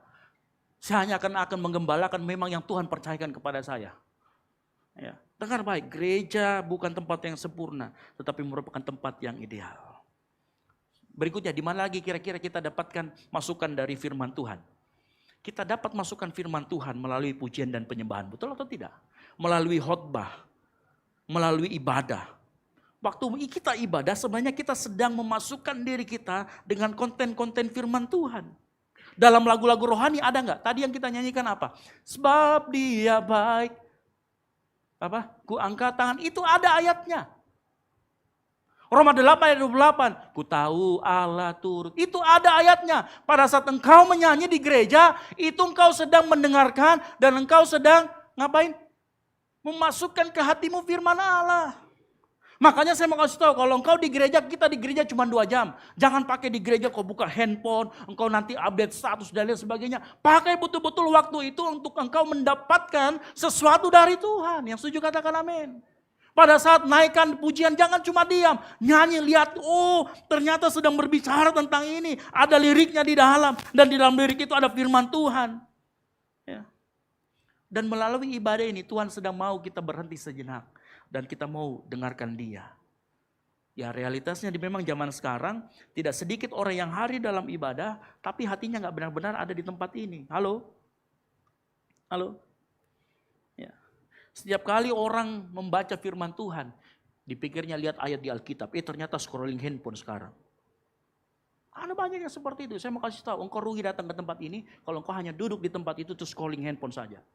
Yang harusnya engkau dengarkan adalah firman Tuhan saat disampaikan. Yang mengerti katakan amin. Ya. Banyak orang datang ke gereja bukan dengar firman. Cuman mau menunjukkan bahwa mereka religius. Salah tempat. Ya. Tuhan gak tertipu dengan cara itu. Engkau sedang menipu dirimu sendiri. Halo? Kalau engkau datang ke tempat ini dan engkau cuma datang duduk diam. Hanya main handphone saja. Mending gak usah. Saya mau kasih tahu. Engkau sedang menipu dirimu sendiri. Engkau gak siap. Ya. Karena kita berpikir, kalau saya datang ke gereja, saya bisa berubah. No, kalau engkau datang gereja dan bawa hatimu ke sini, baru engkau bisa berubah. Banyak orang ke gereja ditinggalkan hatinya di sana. Makanya apapun yang dikatakan hamba Tuhan di depan berdiri di tempat ini, siapapun orangnya nggak akan masuk ke telinga kita. Kenapa? Hati kita nggak di sini. Gimana kita bisa mengisi ruang kosong di hati kita kalau hati kita tinggalkan di rumah? Ya, ada orang yang saat ini mungkin berpikir dengan firman Tuhan, sudah chat temannya, nanti kita makan apa ya? Nanti kita pulang naik apa ya? Besok kau pulang kampung kah? Tidak. Pikirannya kemana-mana, engkau gak bawa hatimu ke sini. Saya mau kasih tahu, sayang sekali kalau engkau dengarkan firman Tuhan malam hari ini. Jika seseorang datang ke ibadah dengan hati, maka firman Tuhan yang dia dapatkan itu akan tegur dia, akan ajar dia, akan menguatkan, dan akan arahkan hidupnya. Itu yang terjadi. Tapi kalau engkau datang ke tempat ini, kau tinggalkan hatimu di rumah, itulah kejawabannya. Kenapa? Kita datang ke gereja belasan tahun, tapi gak pernah hidupmu berubah. Makanya dengar baik ya. Ibadah itu menjadi momen pembaruan. Makanya jangan tinggalkan ibadah. Kalau ibadah pun kau sudah datang, jangan hanya sekedar main-main di dalam. Betul-betul memuji Tuhan, angkat tangan, sembah Tuhan. Di dalam penyembahan itu ada sesuatu yang dipulihkan. Ya. Ibadah menjadi momen pembaruan ketika seseorang datang, bukan hanya dengan tubuhnya, tetapi juga dengan hatinya. Karena hatimu lah yang harus dirubah, bukan tubuhmu yang harus dirubah. Tubuh itu bisa berubah, kau makan banyak MBG itu berubah. Ya. Makanya saya mau kasih tahu. Dan ironisnya, tahu nggak ironisnya? Orang-orang yang sering scroll handphone pada saat firman Tuhan disampaikan, itulah orang-orang yang nggak pernah baca Alkitab di rumahnya. Halo, betul atau betul? Lalu kenapa? Terus tanya, hidupku kok nggak berubah Tuhan? Tuhannya bingung. Salahmu. Kamu nggak pernah bawa hatimu ke gereja. Makanya jangan hindari jam-jam doa, yang setuju katakan amin. Jangan hindari jam-jam ibadah. Jangan sampai hidupmu sudah gak pernah baca Alkitab, gak pernah doa, jam-jam ibadah pun main handphone. Itu namanya double kill. Ya, triple kill malah. Lama-kelamaan kau bisa tersesat, hilang di dalam gereja. Halo? Engkau yang sudah mau beribadah, gunakan waktu beribadahmu, memuji Tuhan dengan benar. Kalau itu terjadi, firman Tuhan akan bekerja dalam pembuaran budi. Halo? Dan dengar baik, yang kedua, bagaimana cara kita? Yang kedua, ada pekerjaan Roh Kudus yang menolong hati manusia, memahami dan menerima kebenaran.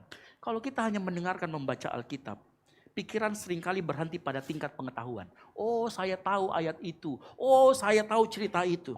Banyak orang tahu ayat tetapi hidupnya gak berubah. Nah, inilah peran Roh Kudus. Yohanes 16 ayat 8 berkata apa?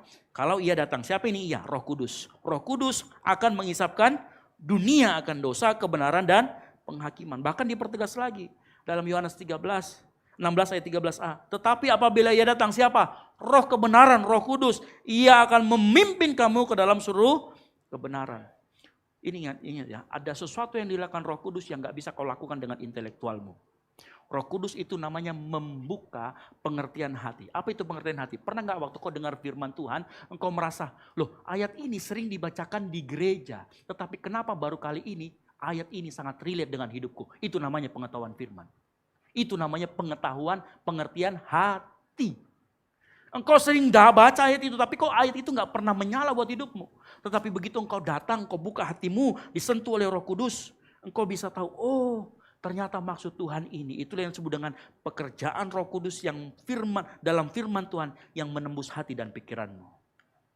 Makanya Yohanes 14 ayat 26 berkata apa? Tetapi penghibur Roh Kudus yang diatur oleh Bapakku, dialah yang akan mengajarkan apa? Kepadamu segala sesuatu. Ada dua berarti yang kita punya. Firman Tuhan dan Roh Kudus. Itu yang mengerjakan di dalam kita. Dari ayat di atas kita mengerti. Roh Kudus membuka pengertian, dia menegur, menyadarkan, menarik hati manusia kepada kebenaran. Ada contoh kasus, ada seseorang dalam Kisah Para Rasul 16 ayat 14. Seorang perempuan namanya Lydia. Lydia mendengarkan firman Tuhan. Pada saat dia mendengarkan firman Tuhan, tertulis apa? Tuhan membuka hatinya. Itu pekerjaan bukan pekerjaan Yesus. Yesus sudah di surga. Yang melakukan itu siapa? Roh Kudus. Ya. Makanya tanpa Roh Kudus, Alkitab yang kau baca bisa jadi sekedar pengetahuan, tetapi dengan Roh Kudus, Alkitab menjadi alat transformasi hidupmu. Halo? Jadi waktu kita membaca, merenungkan, itu bukan soal informasi. Ada sebuah pekerjaan ilahi yang sedang dikerjakan Roh Kudus. Makanya tanpa pekerjaan Roh Kudus, manusia itu akan cenderung menolak kebenaran loh.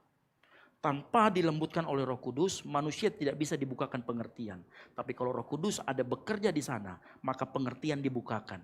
Makanya kita di karismatik, itu sangat mengagungkan Roh Kudus dan pekerjaannya dan manifestasinya. Kenapa? Karena kita tahu dalam setiap ibadah kita Roh Kudus bekerja. Bekerja apa? Saat kau dengarkan firman Tuhan ini dan kau berkata dalam hatimu, itu saya, itu pekerjaan Roh Kudus. Karena Roh Kudus yang bisa menyentuh hatimu. Makanya saya dengar baik, ada firman Tuhan yang mengatakan, kalau engkau dengarkan firman Tuhan hari ini, jangan keraskan hatimu. Yang setuju katakan amin. Makanya engkau harus ingat ini loh. Roh Kudus bukan hanya memberi pemahaman, Roh Kudus juga menegur, menyentuh, mengisapkan hati manusia. Tetapi Roh Kudus ingat, engkau bisa menolak Roh Kudus. Roh Kudus tidak akan memaksa hati manusia. Manusia bisa tetap menerima atau menolak. Makanya kita masuk ke poin yang ketiga. Kalau tadi kita sudah punya firman, kita sudah punya Roh Kudus. Poin ketiga, ini yang penting, ini yang jatahmu, bilang jatahku. Kurang keras, bilang jatahku. Ini loh jatah kita yang ketiga. Respon hati manusia. Di sini manusia nggak boleh pasif. Di sini manusia harus memilih dan ada tanggung jawab di situ. Ya, loh, Alkitab menulis kok, manusia bisa menolak loh. Lihat baik-baik, dalam Yohanes 3 ayat 19 dikatakan begini, dan inilah hukuman itu, terang telah datang ke dunia, tetapi manusia lebih menyukai. Kata menyukai itu kan memilih secara aktif, betul atau tidak? Kalau orang menyukai berarti dia memilih, makanya waktu dikatakan tetapi manusia lebih menyukai, saya ganti katanya, lebih memilih kegelapan daripada terang. Manusia bisa memilih, ada Roh Kudus, ada firman Tuhan, tapi respon hati itu menentukan. Kita bisa memilih. Ya, itulah sebabnya saya mau katakan, orang bisa hidup di lingkungan yang sama toksik, tetapi ada orang yang hidupnya berubah, ada orang yang hidupnya tidak berubah. Itu terjadi. Bisa dalam lingkungan yang sama, komunitas yang sama, kita saat ini dengar firman Tuhan yang sama. Tapi saya yakin tidak semuanya itu menerima firman Tuhan dengan hati yang terbuka. Dan disitulah nanti akan ada perbedaan, perubahan, karakternya berubah atau tidak. Halo? Ya. Ada orang yang ketika mendengar firman Tuhan tertarik dan ingin berubah. Ada orang yang merasa terganggu, tutup kuping, scroll handphonenya. Lingkungannya sama, informasinya sama, firman Tuhannya sama. Tetapi respon hatinya berbeda. Dari mana saya tahu ini?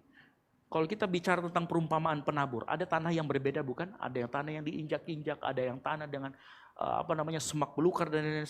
Tanah itu menunjukkan respon hati manusia. Inputnya sama, benih. Apa itu benih? Firman Tuhan, tetapi respon hati menentukan bagaimana firman itu akan bertumbuh, berakar dan berbuah. Dan hanya hati yang terbuka, tanah yang subur yang akan menghasilkan buah. Contoh yang paling ekstrim, ingat dua penjahat yang di samping kiri dan kanan Yesus? Ingat ya, waktu dia lihat Yesus, waktu dia dengar Yesus berkata-kata, tidak dua-duanya memilih jalan kebenaran. Satunya menolak, satunya menerima. Kondisinya sama enggak? Sama. Dengar lihat Yesus enggak? Sama lihat Yesus. Tetapi apa? Respon hati mereka berbeda. Nah, respon hati inilah yang nantinya akan menentukan pertumbuhan karaktermu, perubahan, pembaharuan budimu. Kalau engkau masih mengeraskan hati saat firman Tuhan disampaikan, jangan iri sama orang yang sudah berubah, lalu kemudian lebih duluan diangkat Tuhan. Halo? Dan saya mau kasih tahu, setiap kali engkau mengeraskan hati, yang terjadi apa pada dirimu? Saya sudah kasih tahu dari minggu lalu. Hatimu akan tumpul, tidak peka secara rohani. Akan ada di suatu titik, manusia lebih suka mendengar sesuatu yang menguatkan keinginannya daripada sesuatu yang menegur. Ini banyak gereja yang sekarang terjadi seperti itu. Lihat baik-baik, ini sudah ditulis kok. Ya. Lihat dalam 2 Timotius 4 ayat 3 berkata apa? Karena akan datang waktunya, orang tidak dapat lagi menerima ajaran sehat. Mereka akan mengumpulkan guru-guru menurut kehendaknya untuk memuaskan. Oh ya, banyak orang kayak begini. Orang suka dengar yang berkat, makanya dia cari gereja yang hanya mengajarkan berkat kesembuhan apa, tapi nggak pernah mau datang ke gereja yang mengajarkan tentang bagaimana engkau ditegur, bagaimana hatimu harus berubah. Orang bisa memilih. Saya berdoa di tempat ini, engkau cari gereja, dimanapun nanti Tuhan tempatkan kamu. Engkau cari gereja yang betul-betul memberitakan bagaimana firman Tuhan, bagaimana Injil itu merubah hidupmu. Bukan berbicara masalah hanya sekedar berkat. Berkat ada, tapi porsinya tidak segitu. Halo? Ya. Ingat baik-baik, firman Tuhan mungkin sama didengar semua orang. Tetapi respon hati menentukan siapa yang akan berubah. Perhatikan apabila kita merespon dengan hati yang taat. Ya, ingat ya, Ada sebuah siklus. Pada saat kita merespon dengan hati yang taat, ternyata ketaatan juga membentuk cara kita berpikir. Karena lihat baik-baik ya firman Tuhan. Yohanes 17 ayat 17. Barang siapa mau melakukan kehendaknya, ia akan tahu entah ajaranku ini berasal dari Allah, entah aku berkata-kata dari. Perhatikan, Yesus tidak berkata, tahu dulu baru taat. Yesus berkata di sini apa? Taat dulu baru diberikan Halo? Betul tidak? Kalau kita lihat dari konstruksi ayat ini, Yesus tidak bilang, barang siapa yang tahu, dia akan melakukan. Tidak, barang siapa yang melakukan kehendaknya, dia akan tahu.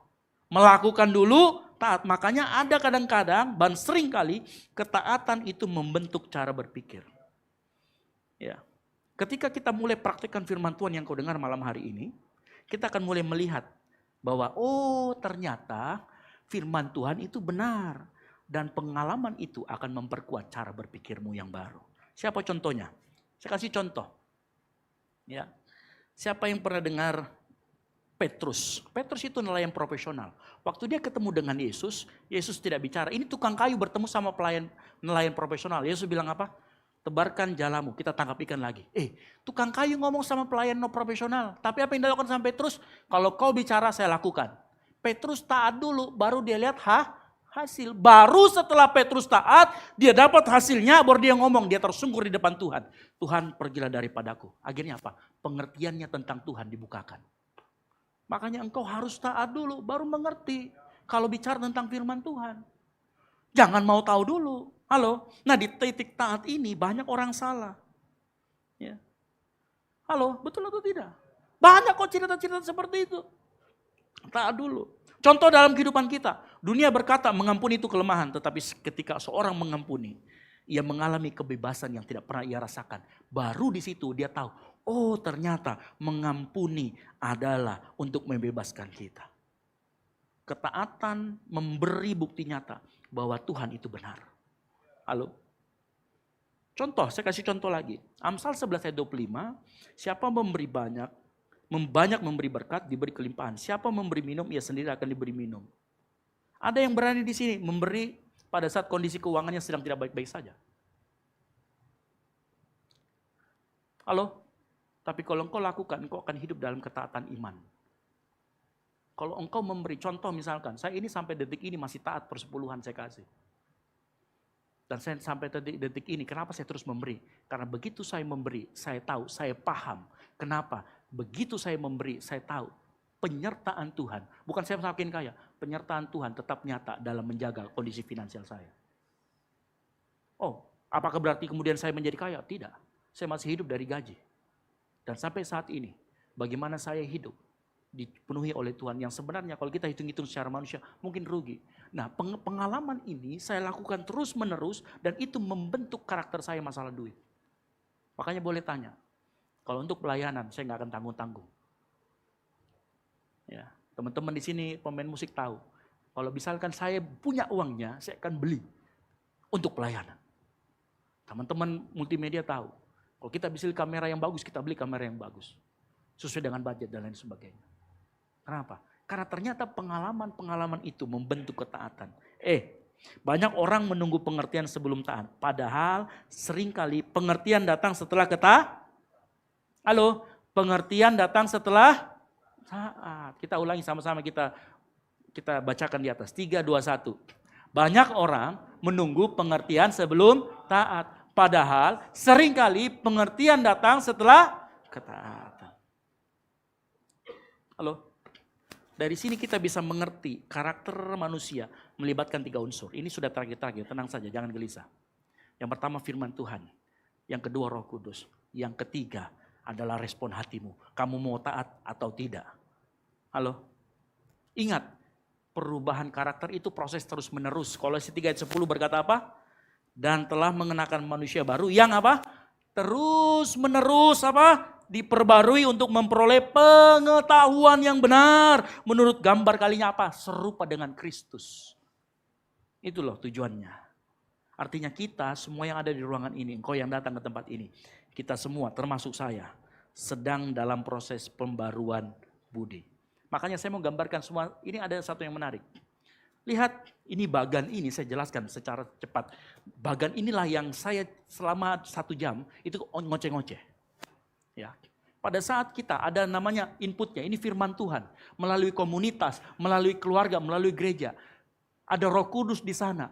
Ada respon hati di sana. Kalau kita menolak, kita tidak taat, maka karaktermu tidak berubah. Nah, ketidaktaatanmu akan mempengaruhi hatimu. Ingat, ketaatan akan mempengaruhi hati. Nggak kenapa-napa kok, saya nggak taat, Tuhan belum hukum. Iya, tapi karaktermu nggak bertumbuh. Makanya dia akan terus, kalau engkau terus menolak, dia akan ada di sebelah kiri terus. Engkau akan jadi manusia lama, nggak akan berubah. Tapi saat engkau ada Roh Kudus, ada firman Tuhan, mempengaruhi hatimu, kok mati? Mempengaruhi hatimu, engkau terima, engkau taat. Ingat, ketaatanmu membentuk hati lagi. Siklusnya ini terjadi, yang terjadi apa? Perubahan karakter, engkau jadi manusia baru. Yang mengerti katakan amin. Halo? Makanya saya kasih tahu, ingat, ketaatan memberikan pengertian. Pengertianmu itu akan mempengaruhi cara berpikirmu. Oh, ternyata selama ini Tuhan yang benar, saya yang salah, berarti saya akan memilih cara Tuhan. Oh, ternyata menyimpan dendam, kata Tuhan salah. Kalau gitu saya harus mengampuni. Begitu engkau mengampuni, engkau tahu membebaskan hatimu. Begitu kau tahu membebaskan hatimu, siklus mengampuni akan kau terus lakukan dalam hidupmu. Itu prosesnya. Makanya saya mau kasih tahu, jangan tunggu engkau mengerti, baru engkau taat dulu, baru Tuhan akan bukakan sedikit demi sedikit yang mengerti, katakan amin. Ya, pemain musik maju ke depan. Bapak Ibu Saudara sekalian dengar baik. Alkitab menunjukkan bahwa pembaruan hidup terjadi ketika yang tadi input firman Tuhan masuk ke dalam pikiranmu. Lalu kemudian engkau ada pekerjaan Roh Kudus dalam hatimu. Lalu kemudian engkau terbuka memilih kebenaran. Saat engkau melakukan taat, dia akan terus berputar. Ya. Itu yang akan terjadi. Itulah sebabnya kehidupan rohani nggak bisa kamu jalani dengan setengah hati. Karena kalau dari setengah hati kadang ke sebelah kiri, kadang ke sebelah kanan, kayak kapan bertumbuhnya, halo? Makanya tidak heran banyak orang ke gereja, banyak orang sudah berpuluhan tahun mau ke gereja karismatik, non karismatik dan sebagainya nggak pernah bertumbuh. Kenapa? Kadang ke kanan, kadang ke kiri. Pilih-pilih. Taatnya jangan, itu memperlambat pertumbuhan rohani kita. Tetapi ketika seseorang terus memberi ruang bagi firman Tuhan, membuka hatinya ditegur, berjalan bersama Roh Kudus, pikiranmu akan berubah. Caramu memandang Tuhan, caramu memandang relasi, caramu memandang keselamatan, caramu melihat orang-orang sekitarmu akan berubah.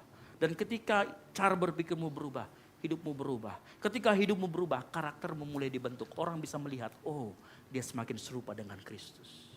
Kalau orang sudah melihat engkau semakin serupa dengan Kristus, saya mau kasih tahu. Proses yang ketiga, justification, sanctification, yang ketiga, glorification, dimuliakan. Buat Tuhan gampang mengangkat engkau ke atas. Buat Tuhan gampang membuat engkau menjadi kepala bukan menjadi ekor. Tapi mau gak kau ikut proses seperti yang terjadi di atas? Maka pertanyaan yang kita bawa pulang hari ini bukan apa yang kita dengar. Tetapi apakah engkau membuka hati saat engkau mendengarkan firman Tuhan supaya Tuhan memperbarui caramu berpikir dan membentuk karaktermu. Ini PR kita bersama. Mari bangkit berdiri, tutup Alkitabmu.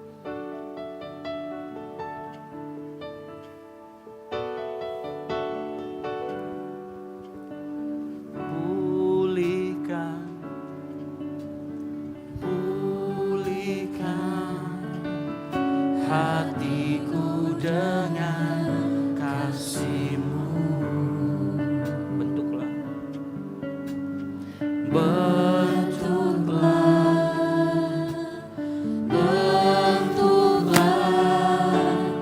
hatiku jadi seperti-Mu. Katakan kekudusan-Mu,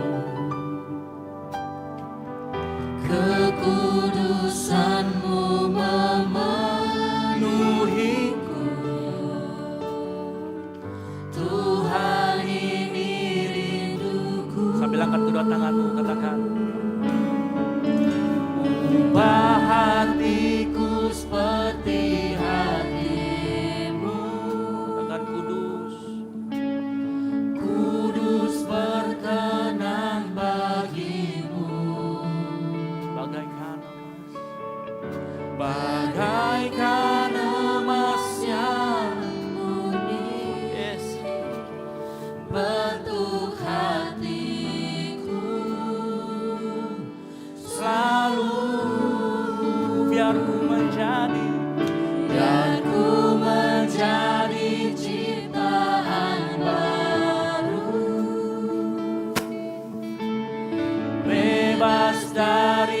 semua yang jahat. Katakan serupa dengan gambarmu, sucikan ku, kuduskan hatiku, Tuhan. Waktu engkau nyanyi lagu ini, lagu lirik terakhir, sucikanku, kuduskanku Tuhan. Tahu nggak? Permintaan itu berat. Karena proses penyucian itu berlangsung seumur hidupmu. Itu yang pertama. Yang kedua, proses penyucian, dagingmu gak akan pernah nyaman. Melayani itu gak pernah nyaman. Halo? Mengampuni orang yang bersalah sama kamu, padahal kamu gak salah apa-apa, itu gak nyaman buat dagingmu. Mengampuni orang tuamu yang sudah perlakukan kau gak adil, itu gak kuat. Itu gak nyaman buat dagingmu, betul atau tidak? Jadi waktu engkau nyanyi lagu ini, engkau tahu konsekuensinya. Tapi kalau engkau memilih terus dan engkau mau minta sama Tuhan, sucikanku, kuduskan hatiku Tuhan. Maka kita punya deal hari ini. Tuhan mau engkau semakin serupa dengan gambarnya. Yang mau katakan amin. Pulihkan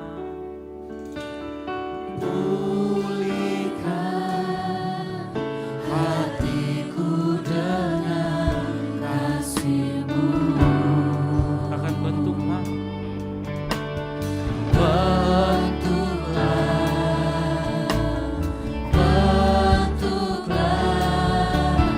hatiku jadi seperti-Mu.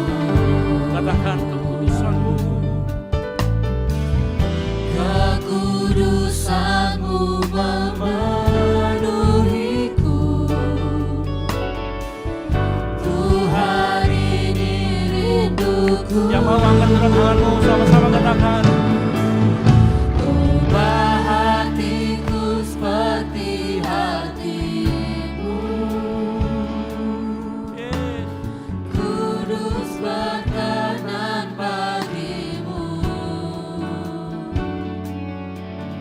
Bagaikan emas yang murni,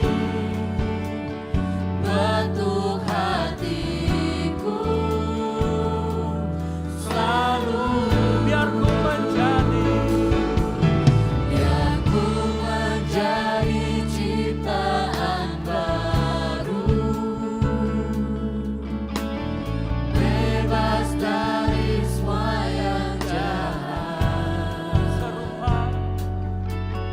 Serupa dengan gambar-Mu, sucikanku, kuduskan hati. Biar jemaat Tuhan sajikan pujian ini. Hatiku seperti. Ayo angkat suaramu, minta sama Tuhan malam hari ini. Yes. Amin. Minta sama Tuhan.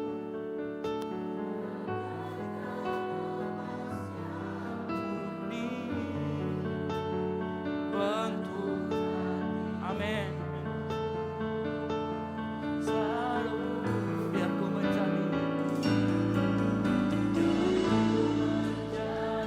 ciptaan baru, bebas dari semua yang jahat.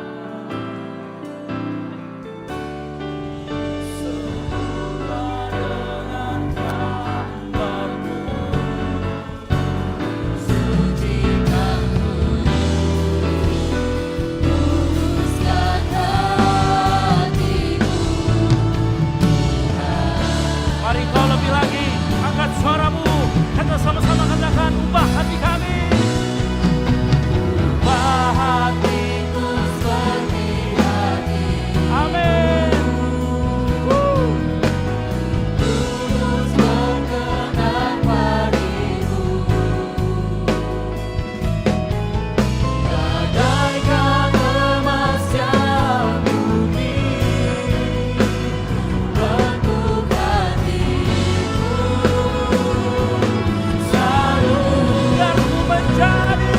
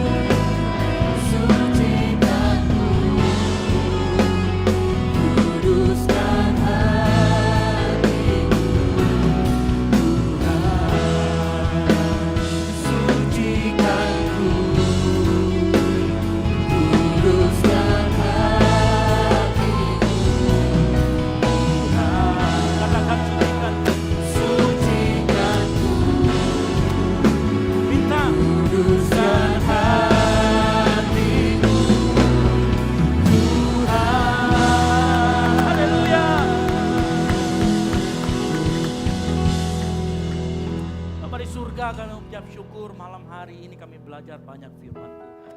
Bahwa pembaruan karakter saat ada firman Tuhan, pekerjaan Roh Kudus dan respon hati kami. Bagian kami adalah merespon firman Tuhan. Bagian kami adalah merespon setiap kali Roh Kudus menegur kami.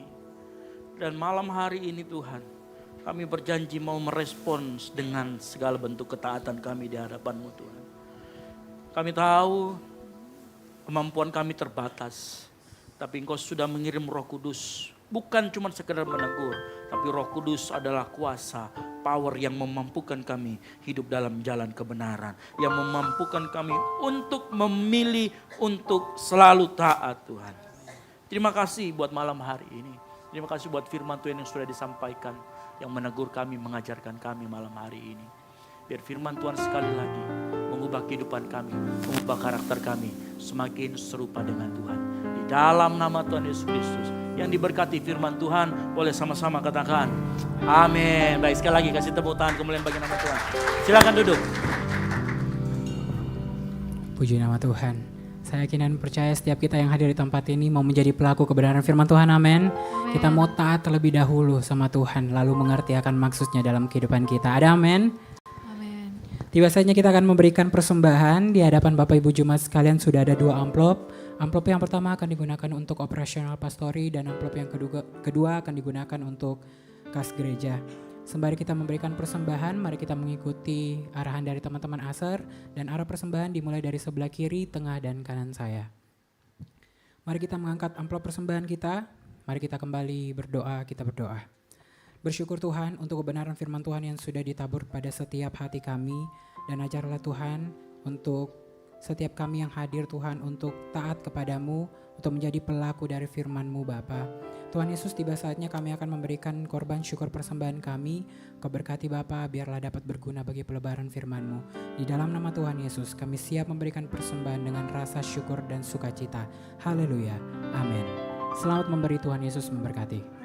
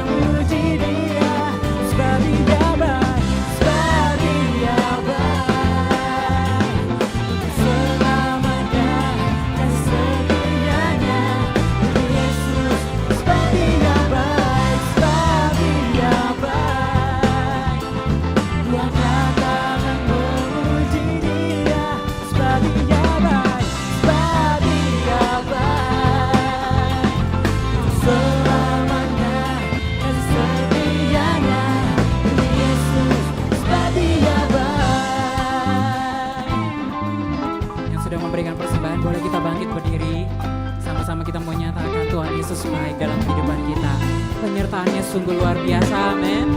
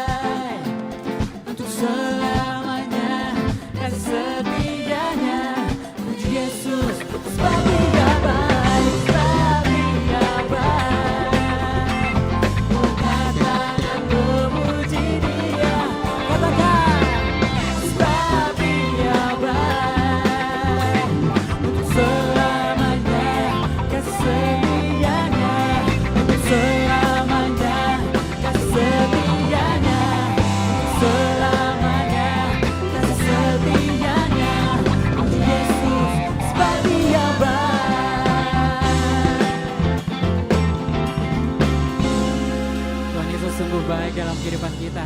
Silakan duduk kembali jemaat Tuhan. Kita akan mendengarkan pengumuman sepekan kepada tim media, dipersilakan.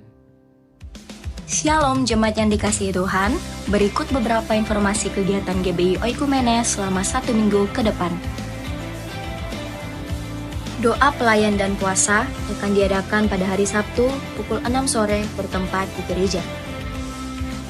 Gladi bersih untuk ibadah raya pertama akan diadakan pada hari Sabtu pukul 7 malam, ibadah raya 2 pada hari Minggu pukul setengah 3 sore, dan gladi bersih untuk ibadah raya ketiga akan diadakan pada hari Sabtu pukul 10 pagi. Ibadah raya Minggu diadakan sebanyak 3 kali, yaitu pukul 9 pagi, pukul setengah 5 sore, dan pukul 7 malam. Ibadah raya yang pertama dan yang kedua akan disertai ibadah anak sekolah minggu. Ibadah-ibadah ini dapat disaksikan secara online melalui live YouTube GBI Oikumene. Bagi saudara-saudari yang ingin mendapatkan dukungan doa, silakan menghubungi nomor berikut. Pondok Daud akan diadakan setiap hari Selasa dan Jumat pukul 3 sore bertempat di ruang sekolah minggu. Bagi jemaat Tuhan yang berkerinduan untuk didoakan, silakan mengisi form pokok doa yang telah disiapkan. Mari tetap saling menopang dalam doa-doa kita kepada Tuhan. Bagi saudara-saudari yang membutuhkan layanan konseling, penyerahan anak, dan pernikahan, silakan menghubungi nomor berikut. Baptisan akan diadakan pada minggu terakhir setiap 3 bulan sekali. Bagi saudara sekalian yang membutuhkan layanan baptisan, silakan menghubungi nomor berikut. Persembahan persepuluhan dan persembahan lainnya dapat ditransfer melalui rekening BCA dengan nomor 7993 111 777 atas nama GBI Oikumene. Jangan lupa untuk mencantumkan keterangan untuk setiap persembahan yang diberikan. Perpuluhan yang jemaat Tuhan berikan akan dipergunakan seluruhnya untuk pekerjaan Tuhan di tempat ini dan akan dilaporkan secara periodik serta terbuka kepada jemaat Tuhan sekalian. Bagi Bapak Ibu jemaat Tuhan dan saudara sekalian yang rindu untuk melayani Tuhan, silakan mengisi formulir dengan cara scan barcode berikut atau menghubungi nomor berikut. Mari memakai waktu dan talenta yang Tuhan beri bagi kemuliaan namanya. Demikian informasi mengenai kegiatan GBI Oikumene selama sepekan. Selamat hari Minggu, Tuhan Yesus memberkati. Puji nama Tuhan, Shalom. Masih ada sukacita, amin. Saya sungguh yakin dan percaya kita semua yang hadir pada malam hari ini, kita semua diberkati Tuhan, amin. Kami mengucapkan banyak terima kasih kepada Pastor Ezra yang sudah menjadi berkat bagi kita semua pada malam hari ini melalui kebenaran firman Tuhan. Diberkati Tuhan, terus diperlengkapi Tuhan, di mana Tuhan percayakan untuk berdiri melayani. Biar Tuhan Yesus Kristus yang terus akan mengurapi dan memperlengkapi. Izin menyampaikan jemaat sekalian, teman-teman sekalian, beberapa tambahan penyampaian. Yang pertama, kami menyambut dengan sukacita bagi Bapak Ibu jemaat sekalian, teman-teman semua yang baru pertama kali hadir beribadah bersama-sama dengan kami di tempat ini di GBI Oikumene, di komunitas kita Gold CC. Selamat datang dalam keluarga besar GBI Oikumene. Senang sekali boleh berjumpa dengan Bapak Ibu jemaat sekalian. Jika Bapak Ibu Saudara sekalian diberkati dengan pujian dan penyembahan, dengan kebenaran firman Tuhan, dan ingin bersama-sama bertumbuh bersama-sama dengan kami di tempat ini, kami menyambut dengan sukacita. Di samping kiri kanan Bapak Ibu jemaat sekalian ada pelayan Aser yang membawa form selamat datang. Jadi bagi Bapak Ibu jemaat sekalian yang baru pertama kali hadir, jangan ragu-ragu untuk diambil formnya dan diisi. Dan setelah diisi boleh dikembalikan kepada pelayan Aser dan akan ditukarkan dengan souvenir yang sudah disiapkan oleh gereja. Jadi sekali lagi selamat datang, senang sekali boleh berjumpa dengan Bapak Ibu jemaat sekalian. Di tangan para pelayan Aser juga mereka membawa form pokok doa. Bagi Bapak Ibu jemaat sekalian yang ingin didoakan apapun bentuk kerinduan, pergumulan, harapan, Bapak Ibu jemaat sekalian boleh diambil form doanya dan diisi. Dan setelah diisi juga kembalikan kepada para pelayan Aser. Kami akan doakan di setiap hari Selasa dan Jumat di Menara Pondok Daud. Dan juga saya menyampaikan kepada jemaat sekalian, teman-teman jemaat sekalian yang ingin sama-sama kita berdoa di tempat ini, kami sama-sama saya menyambut kita semua, saya mengajak kita semua untuk sama-sama kita berdoa di tempat ini pada hari Selasa dan Jumat di Menara Pondok Daud. Kita sama-sama berdoa semuanya untuk hormat dan kemuliaan nama Tuhan. Yang berikutnya untuk penyampaian kegiatan kita tetap hari Jumat kita akan melaksanakan saraba di tempat ini. Jadi Bapak Ibu jemaat sekalian pastikan kita semua hadir. Pastikan juga kita semua mengikuti melalui online juga yang mau hadir bersama-sama. Ayo sama-sama kita datang di tempat ini. Kita akan melaksanakan pada jam 7 malam di tempat ini. Yang berikutnya penyampaian teman-teman semua, kami di tempat ini sangat masih membutuhkan dan mengajak kita semua kesempatan dan waktu yang Tuhan masih berikan atas kehidupan kita. Sama-sama kita melayani. Saya mengajak kita semua jemaat Tuhan sekalian yang ada di tempat ini, ayo sama-sama kita mau melayani tempat ini. Mungkin saja bilang teman-teman saya hanya bisa senyum, nanti teman-teman boleh melayani Aser. Saya punya kelebihan mungkin di rias-rias wajah itu, kita di sini ada make up ministry. Saya mungkin tertarik dan Tuhan berikan talenta mungkin saya di pujian dan penyembahan. Ayo kita sama-sama melayani tempat ini. Masih banyak sekali pos-pos pelayanan yang terbuka di tempat ini. Saya mengajak kita semua untuk sama-sama bergabung dan melayani di tempat ini. Di depan kursi Bapak Ibu jemaat sekalian ada barcode. Boleh di-scan nanti diarahkan untuk sama-sama kita mau mendaftar di tempat ini. Untuk sama-sama kita melayani semuanya untuk hormat dan kemuliaan nama Tuhan. Berikutnya, sebentar setelah selesai ibadah jangan dulu buru-buru balik. Sama-sama kita mau fellowship di bawah, kita mau makan sama-sama, kita mau bercerita, kita mau saling mengenal. Biar nanti ketemu di luar tidak sungkan-sungkan bahwa ini teman gereja saya, ini jemaat saya. Jadi sekali lagi saya mengajak kita semua jangan dulu buru-buru pulang. Sehingga dulu mampir di bawah, kita mau sama-sama fellowship. Berikutnya yang terakhir, saya mengundang teman-teman semua, para leader yang akan sama-sama kita doakan bersama-sama di tempat ini. Yang pertama saya mengundang leader Gold CC, Kak Vero, maju ke depan, Kak Cerin, Pasang Kayu, dan Kak GG. Boleh maju ke depan. Yang berikutnya saya mengundang Bendahara Gold CC, Holly. Oh, dari hari ya, Holly. Yang berikutnya koordinator PAW, saya sendiri dan KGG sebagai wakil. Koordinator musik, saya mengundang Kak Abel dan Kak Yudis.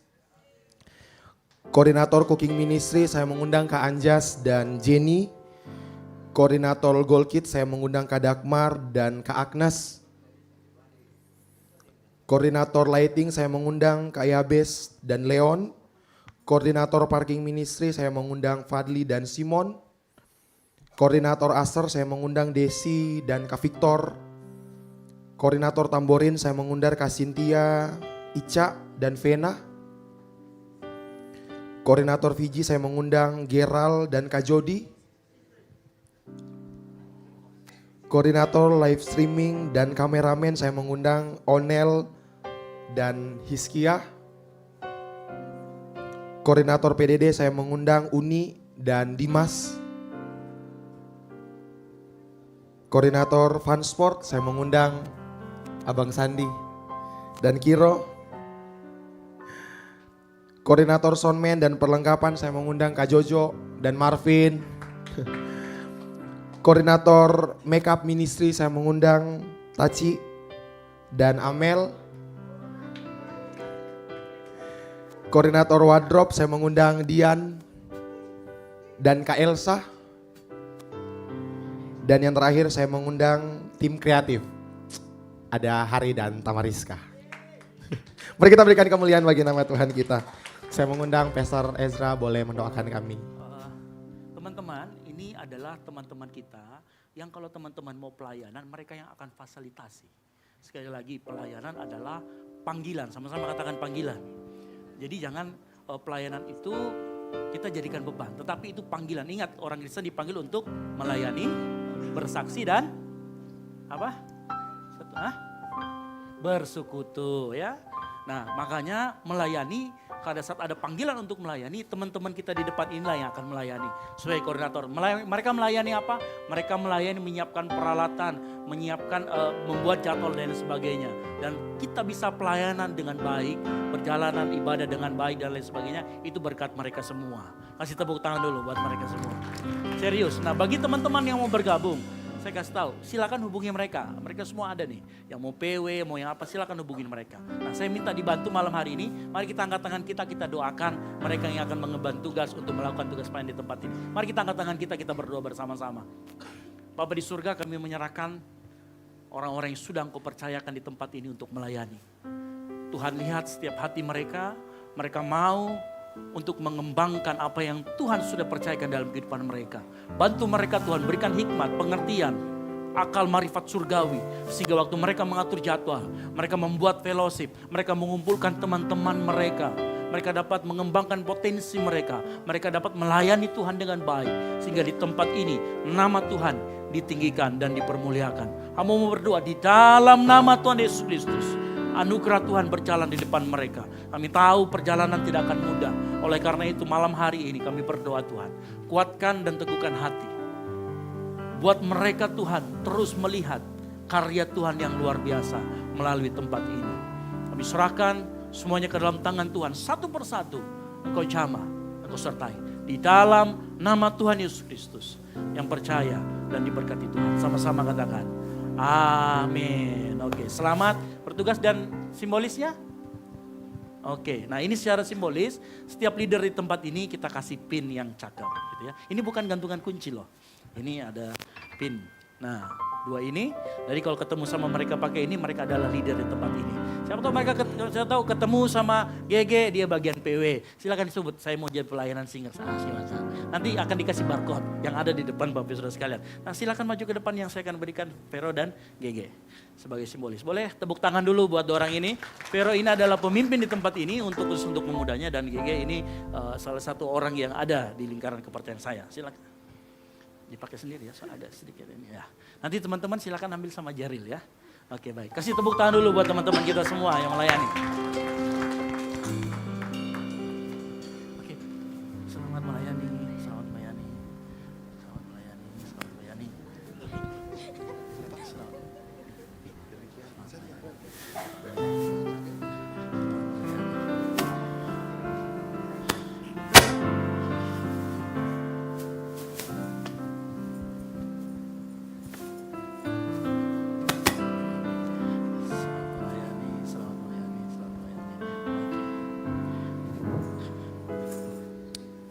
Tiba saatnya kita akan mengakhiri ibadah kita pada malam hari ini. Saya jemput kita semua untuk bangkit berdiri.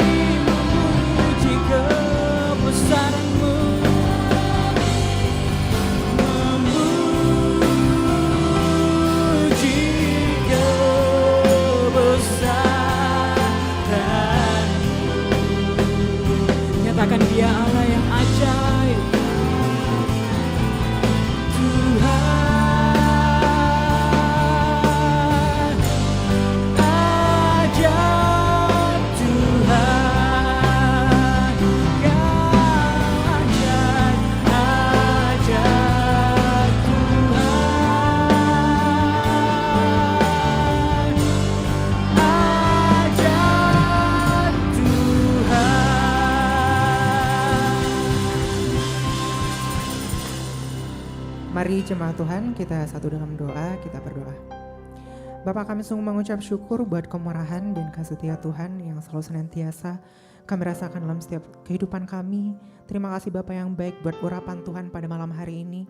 Kami sungguh yakin dan percaya kami semua yang telah hadir pada malam hari ini telah menerima lawatan yang sungguh luar biasa Engkau nyatakan dalam setiap kehidupan kami. Terima kasih Bapa yang baik, terima kasih Roh Kudus. Sebelum kami berpisah satu dengan yang lain, kami ingin bersatu hati, ingin bersepakat menaikkan pokok-pokok doa kami. Berdoa buat firman-Mu yang telah disampaikan oleh hamba-Mu. Bila kebenaran firman-Mu tidak berlalu begitu saja, tetapi benar-benar mengambil bagian setiap kehidupan kami. Engkau terus mengajar kami untuk meresponi apa yang menjadi maksud Tuhan melalui kehidupan kami ya Bapa. Bila melalui kebenaran firman-Mu, Engkau terus mengajar kami untuk menjadi pelaku-pelaku kebenaran firman-Mu.